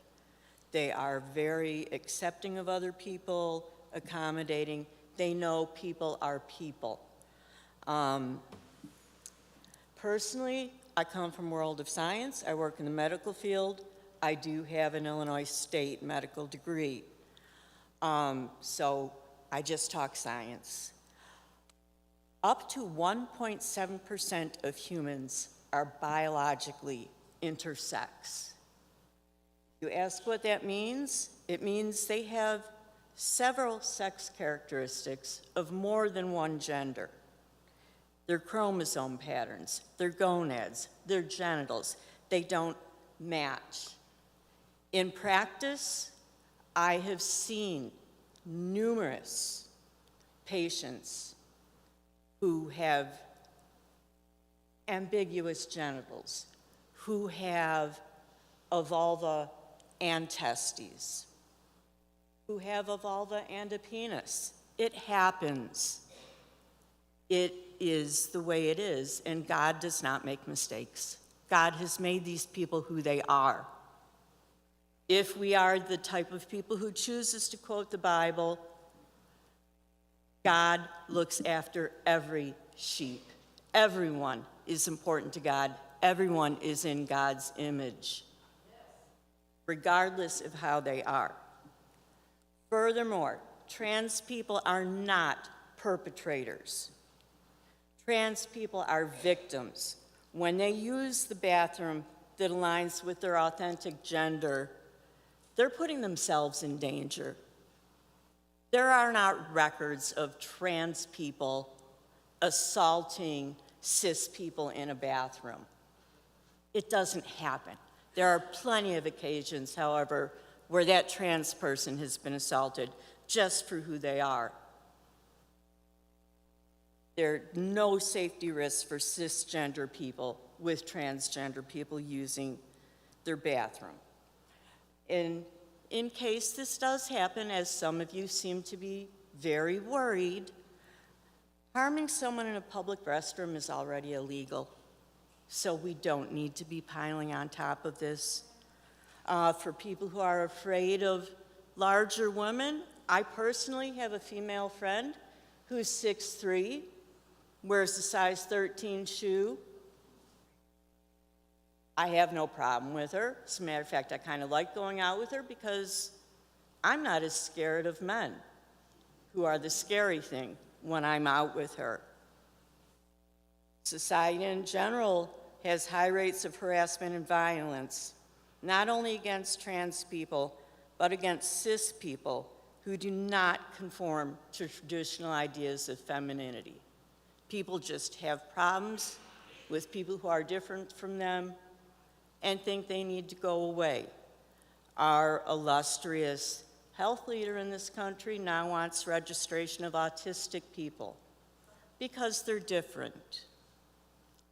I was diagnosed autistic at the age of 62. I'm autistic, I work, I pay taxes. That doesn't make me any more valuable than the other people that are autistic, that need more help, that need more intervention. Every person has value. Every person deserves what they need to make themselves the best they are. And I thank the school district very much for standing up for our children as much as you have.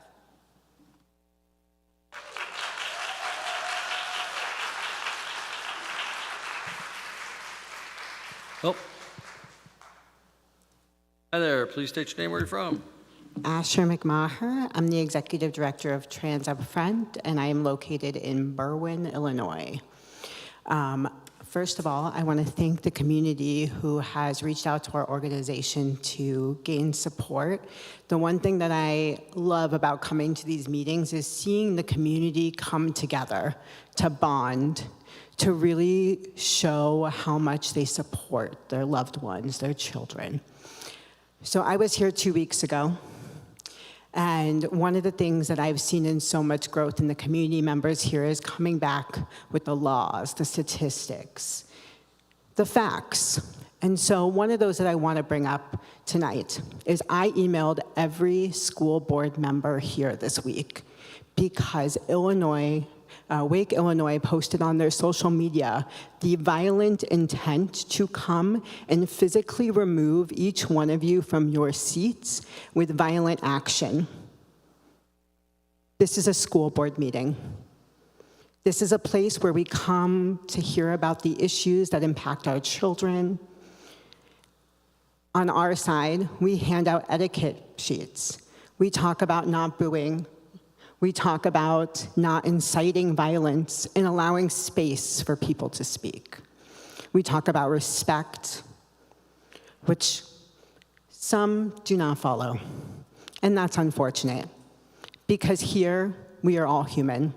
We are all layers and layers of intersectional identities, and trans people exist within all of them. Whether you're Black, you're white, you're Jewish, you're Christian, you're agnostic, whether you're differently abled, trans people exist in every aspect. And they always have. And so one of the things that I would love to discuss tonight is not about the one person who, again, showed up with the same misinformation and trying to make threats that the federal government, which, my God, he must have incredible connections. The ego, the audacity. But a reminder that Illinois is a sanctuary state, and if you don't like it here, go somewhere else. I had the immense privilege to sit with our Illinois Attorney General this past Friday and discuss some of the issues impacting our trans kids. Today, I was on a call with attorneys from the ACLU. When I say that I have knowledge and understanding of what is going on in the world, I mean that I talk directly to governors, to state representatives, and I know the law. I'm not an attorney, and this is not legal advice. I am a legal researcher and an advocate for the trans and gender nonconforming community for the last 10 years. And the one thing that I can tell you is in the state of Illinois, there has not been one case of a trans child abusing a cis one. Not one. All of this rhetoric comes from hateful adults. And as you heard tonight, the community members who stood up, the students who stood up, they told you, this is not your community. This hate is not your community. It is full of love and compassion and incredible people who come together and sit with you until 9 o'clock on a Wednesday night away from their children. So, being the last speaker, there's something that we say in our community when we go to rallies and protests, and it says, when trans kids are under attack, what do we do? And the response is, stand up, fight back. So when trans kids are under attack, what do we do? And I hope the last 2 weeks has shown you that your community will continue to stand up and fight back no matter how many voices show up here. So unless you really like having school board meetings until 9:30 at night every couple weeks, I would love to see this school board, just like so many across the state, issue a statement that you stand with our trans kids, that you stand with our gender nonconforming kids. If you look at the CTU, they just passed a new contract that states that there is a representative, an advocate in every school to make sure that the transgender, nonconforming, and LGBTQ students are protected and cared for. They are setting the standard. Again, thank you so much for allowing me into your community. And I hope all of these statements give you something to think about and continue to do this work. Thank you.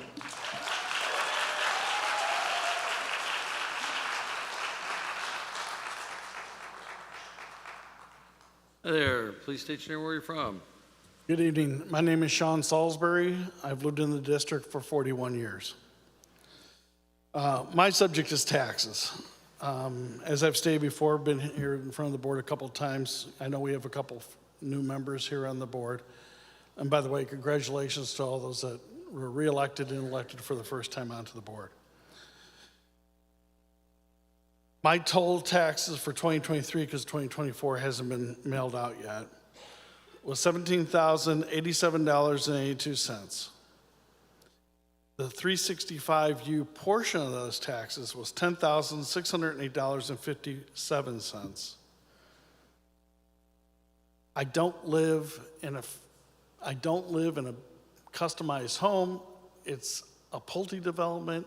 It's a nice home, don't get me wrong,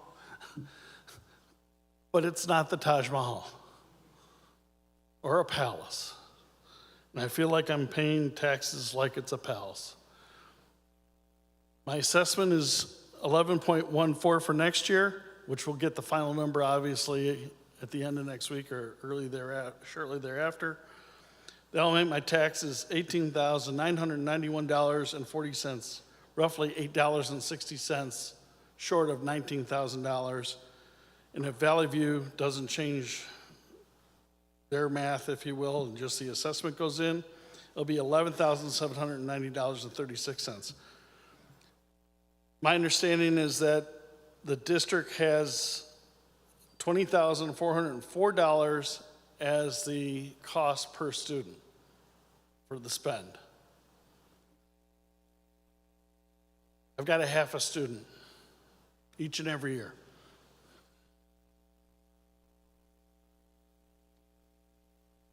I was disappointed last meeting that the board voted, though there was a couple no votes, on the video board in the gymnasium. To me, that's an unnecessary expense. I know you got a $30,000 grant, but that means you covered, if I remember the numbers correctly, somewhere in the neighborhood of about $130,000. And then you redid a 21-year basketball court.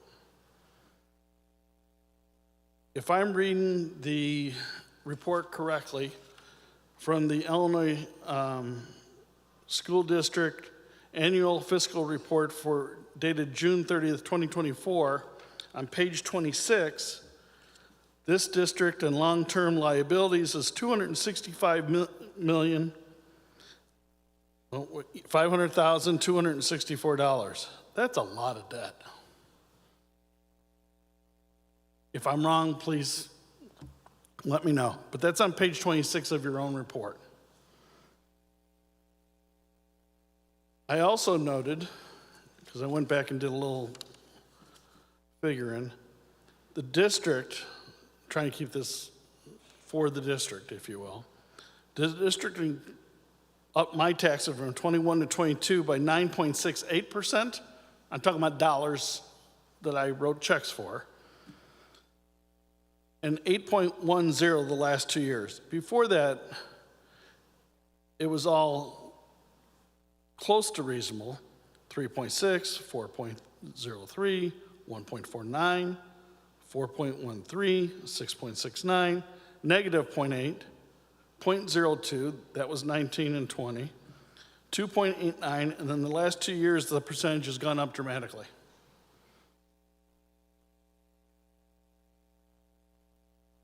My 365U taxes from 2014 to 2023, because I've been in the home for 21 years, is increased 41.99%. That's a heck of an increase.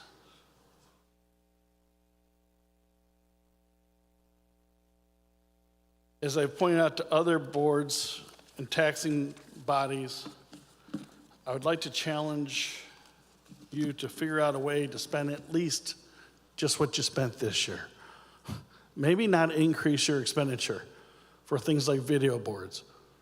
To me, that seems like a needless cost. Thank you for your time today. Thank you.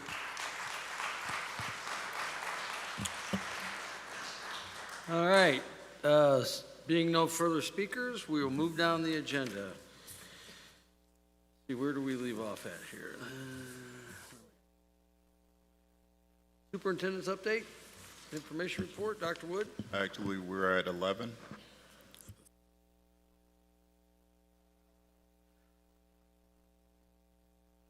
Mr. Renich, action report, production copiers, 5-year maintenance contract. Thank you. On July 1st, 2018, the district entered into a 5-year production copier agreement with Gordon Flesch. This agreement expired on July 1st, 2023, at which time the board approved a 2-year extension. Devices covered under this agreement are now approaching 7 years old and have reached their useful life. In response, the district conducted an RFP, which is a request for proposal, process to solicit and evaluate proposals for the new agreement. Based upon the evaluation of the responses, Canon USA was the lowest and most responder. Therefore, the administration is recommending the Board of Education approve the proposal submitted by Canon USA in the amount not to exceed $199,811.77, along with a 5-year maintenance agreement pending the attorney review as presented. Is there a motion? So moved. Second. Motion and seconded. Is there any discussion on the copier machine contract? Seeing none, hearing none, roll call vote, please. Member Heil? Yes. Member Pipkin? Yes. Member Shova? Yes. Member Buduris? Yes. Secretary Sutherland? Yes. Vice President Campbell?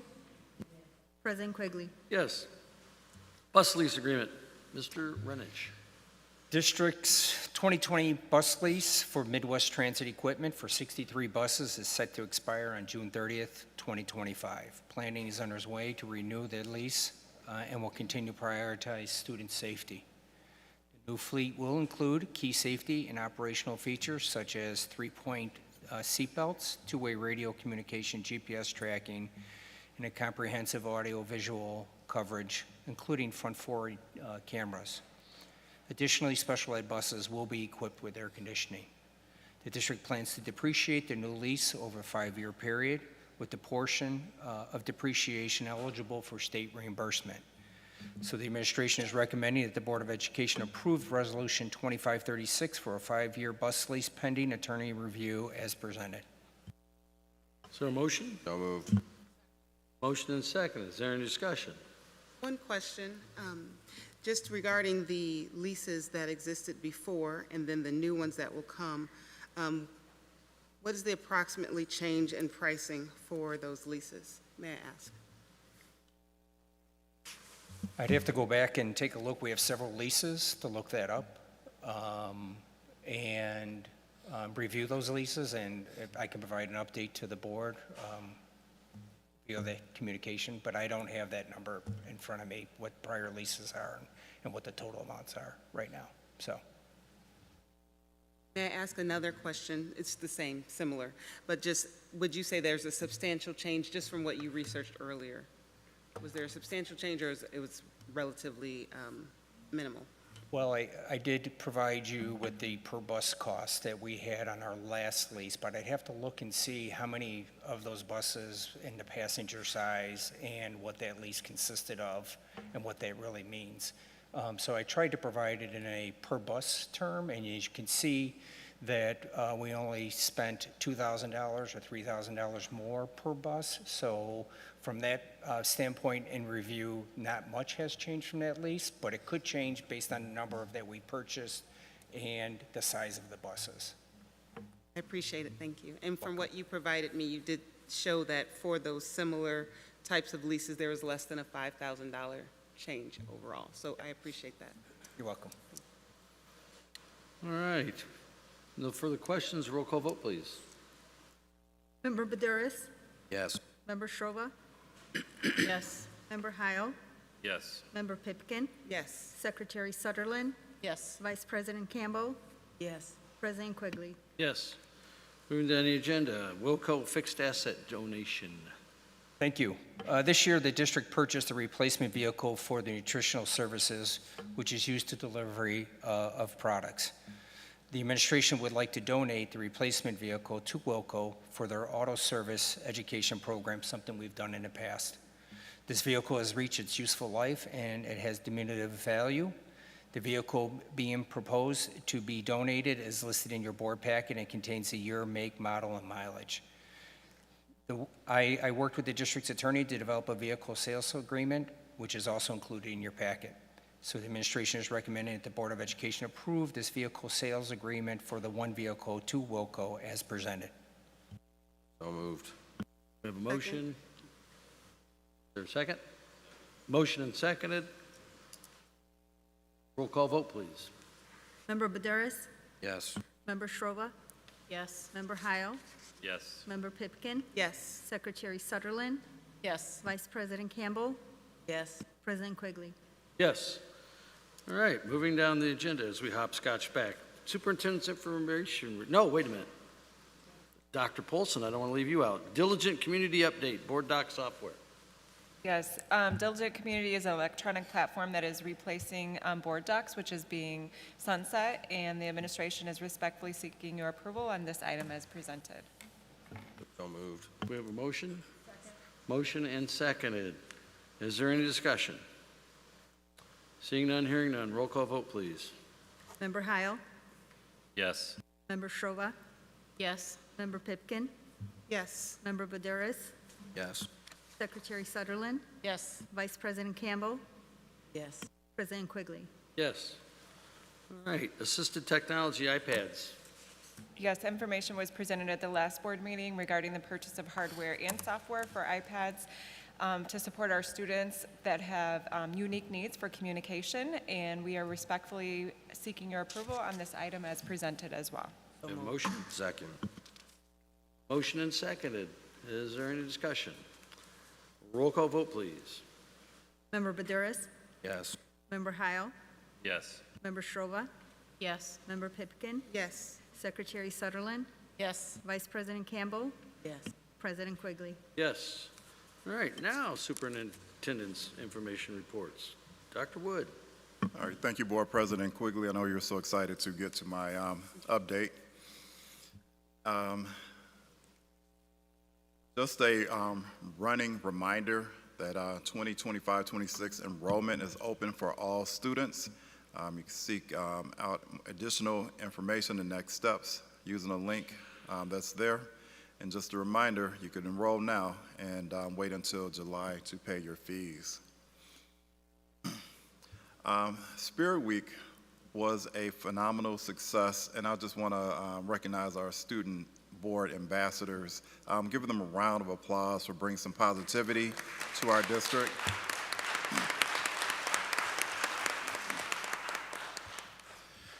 As you can see from the pictures, students and staff from across all levels of the district were able to participate, which is that's the first time that we've ever done it, so it's phenomenal.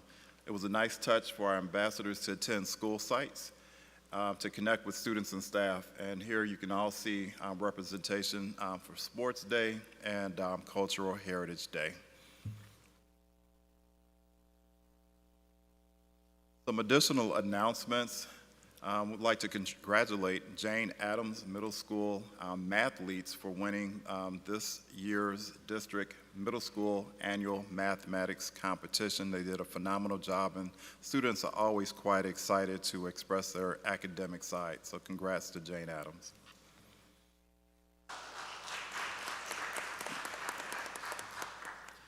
I am very pleased to announce that our very own Mrs. Sonia Ruiz, principal of Jane Addams Middle School, has been nominated to be a National Distinguished Principal of Elementary School Principals, representing the state of Illinois.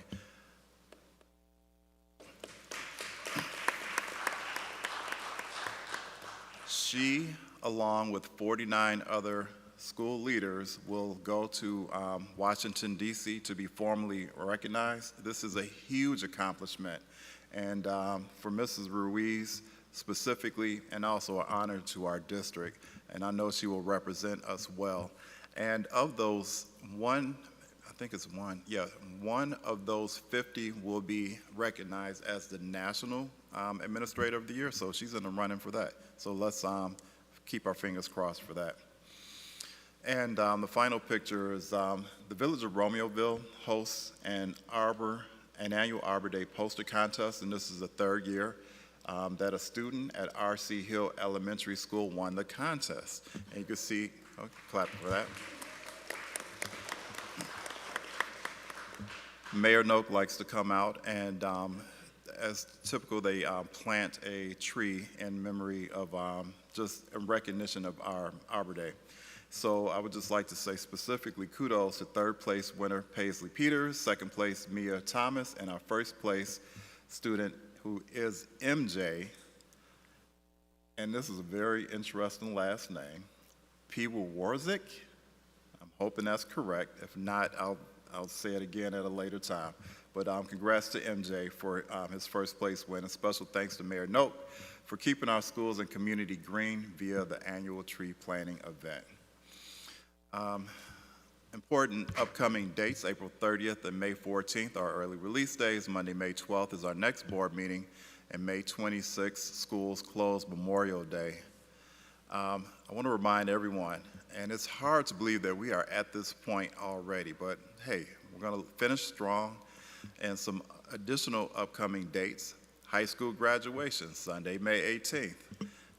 May 21st is our STEP exit ceremony. May 27th, our middle school promotion ceremonies. And Wednesday, May 28th, is our final day of school, if you could believe that. That brings me to the end of my report. Thank you. Thank you. You want to report on your knee or no? I'm good. You're good? Just checking. All right, legal services report. There's a technology. Oh, 15.2, technology initiatives. Who's got that? That's me. Mr. Renich, of course. Thank you. So in support of our strategic plan,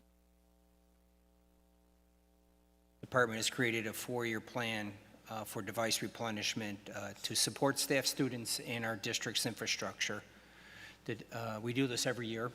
The technology team has done an excellent job in detailing all the particulars, including the expenses related to each of the plan, which is contained in your packet. I will be working with Mr. Gilmore to incorporate this plan into our 25-26 budget. This is an information report, and it's the administration's intent to bring this to the Board of Education next meeting for consideration. So if you have any questions in the interim, please let me know. Thank you, Mr. Renich. All right, if you got questions on that. Legal services report. No report. Thank you very much. AFT, Valley View Council, 604. No report? All right. Valley View Personnel, 604. Come on down.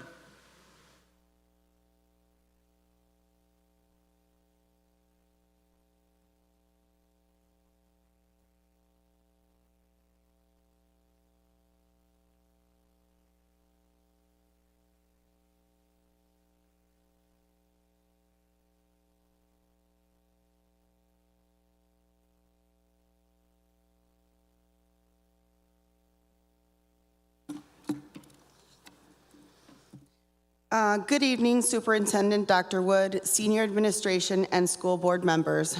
Also, congratulations to the new members of the board sworn in this evening and returning member Campbell. My name is Maria Raices, President of the Valley View Office Personnel. I'm here with the rest of my executive board. Building department secretaries have challenging roles in their position. A nonstop stream of students, visitors, calls, and administrative details that must be attended to during the workday.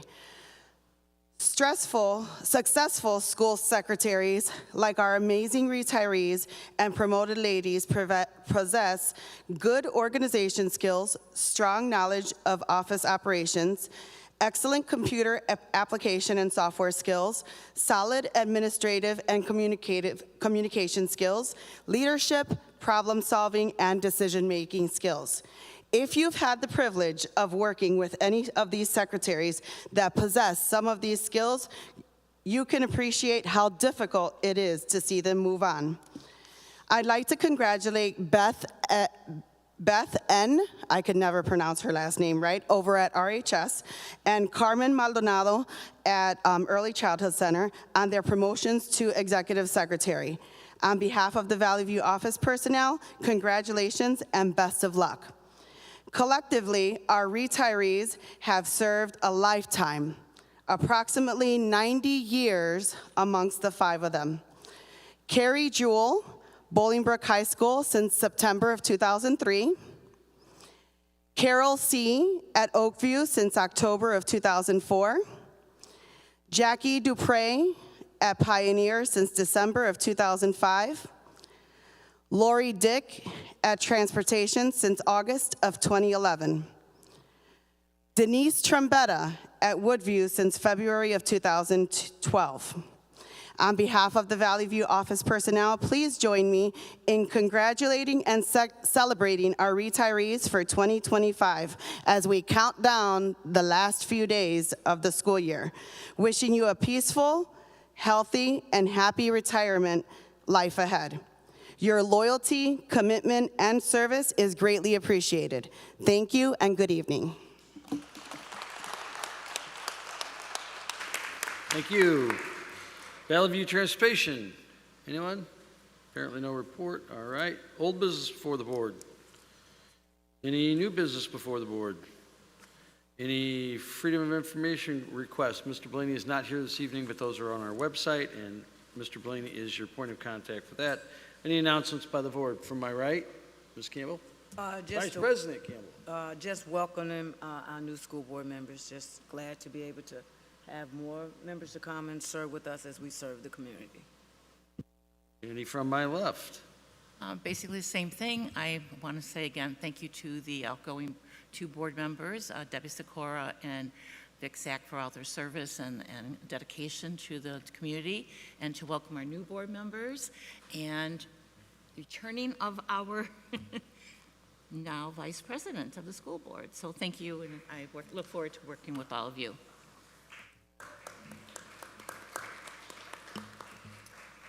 Any announcements by the administration? Wood. Sure, yes, I would just like to say welcome to our new board members. Speaking on behalf of the administrative team and our Valley View community, we look forward to working in collaboration with you as we strive to make sure that Valley View School District is second to none. And congrats to everyone in your new roles, those who were motioned and seconded and things of that nature. So we look forward to our upcoming school year. So just because I got the microphone, I'm last. Welcome to the board, all of the newbies, and congratulations to all those who put your name on the ballot. I've done it many times. It's not easy. It's a lot of work. This is a lot of work. Again, most of the people between here and there aren't paid. We are volunteers, and we put a lot of time into this. And those of you who are new to this board are going to find out it's probably a little more time than sometimes you think about, but it's also rewarding. So welcome aboard, and look forward to working with everybody in their new capacities and on the board, and wishing everybody a very safe and hopefully it's supposed to get some really bad weather this evening, so hopefully that won't occur, but have a safe trip home. And as you said, we're counting down. We got 6 weeks up. Oh, Dr. Wood's giving me not the finger, that finger. Dr. Wood, go ahead. Yeah, I just wanted to also add to, on behalf of the administrative team and our school community, just extend a note of gratitude for the faithful and tireless service of Board Member Sikora and Vice President Zach for his many years of service as well. It takes a lot to come up here, sometimes twice a month, but also too on the many days that are in between, to talk about our most important, I guess, people, which is our students and our staff. So I just thank them for leaving a legacy, a solid foundation, and just a reminder to them that, you know, we will continue with initiatives that they were very passionate about, and we'll again strive to just build a better district as we move forward. Ditto. All right, if there is no further business for the board, a motion to adjourn would be in order. Motion to adjourn. Motion and second. All those in favor say aye. Aye. Opposed, same sign. Ayes have it. Have a safe night.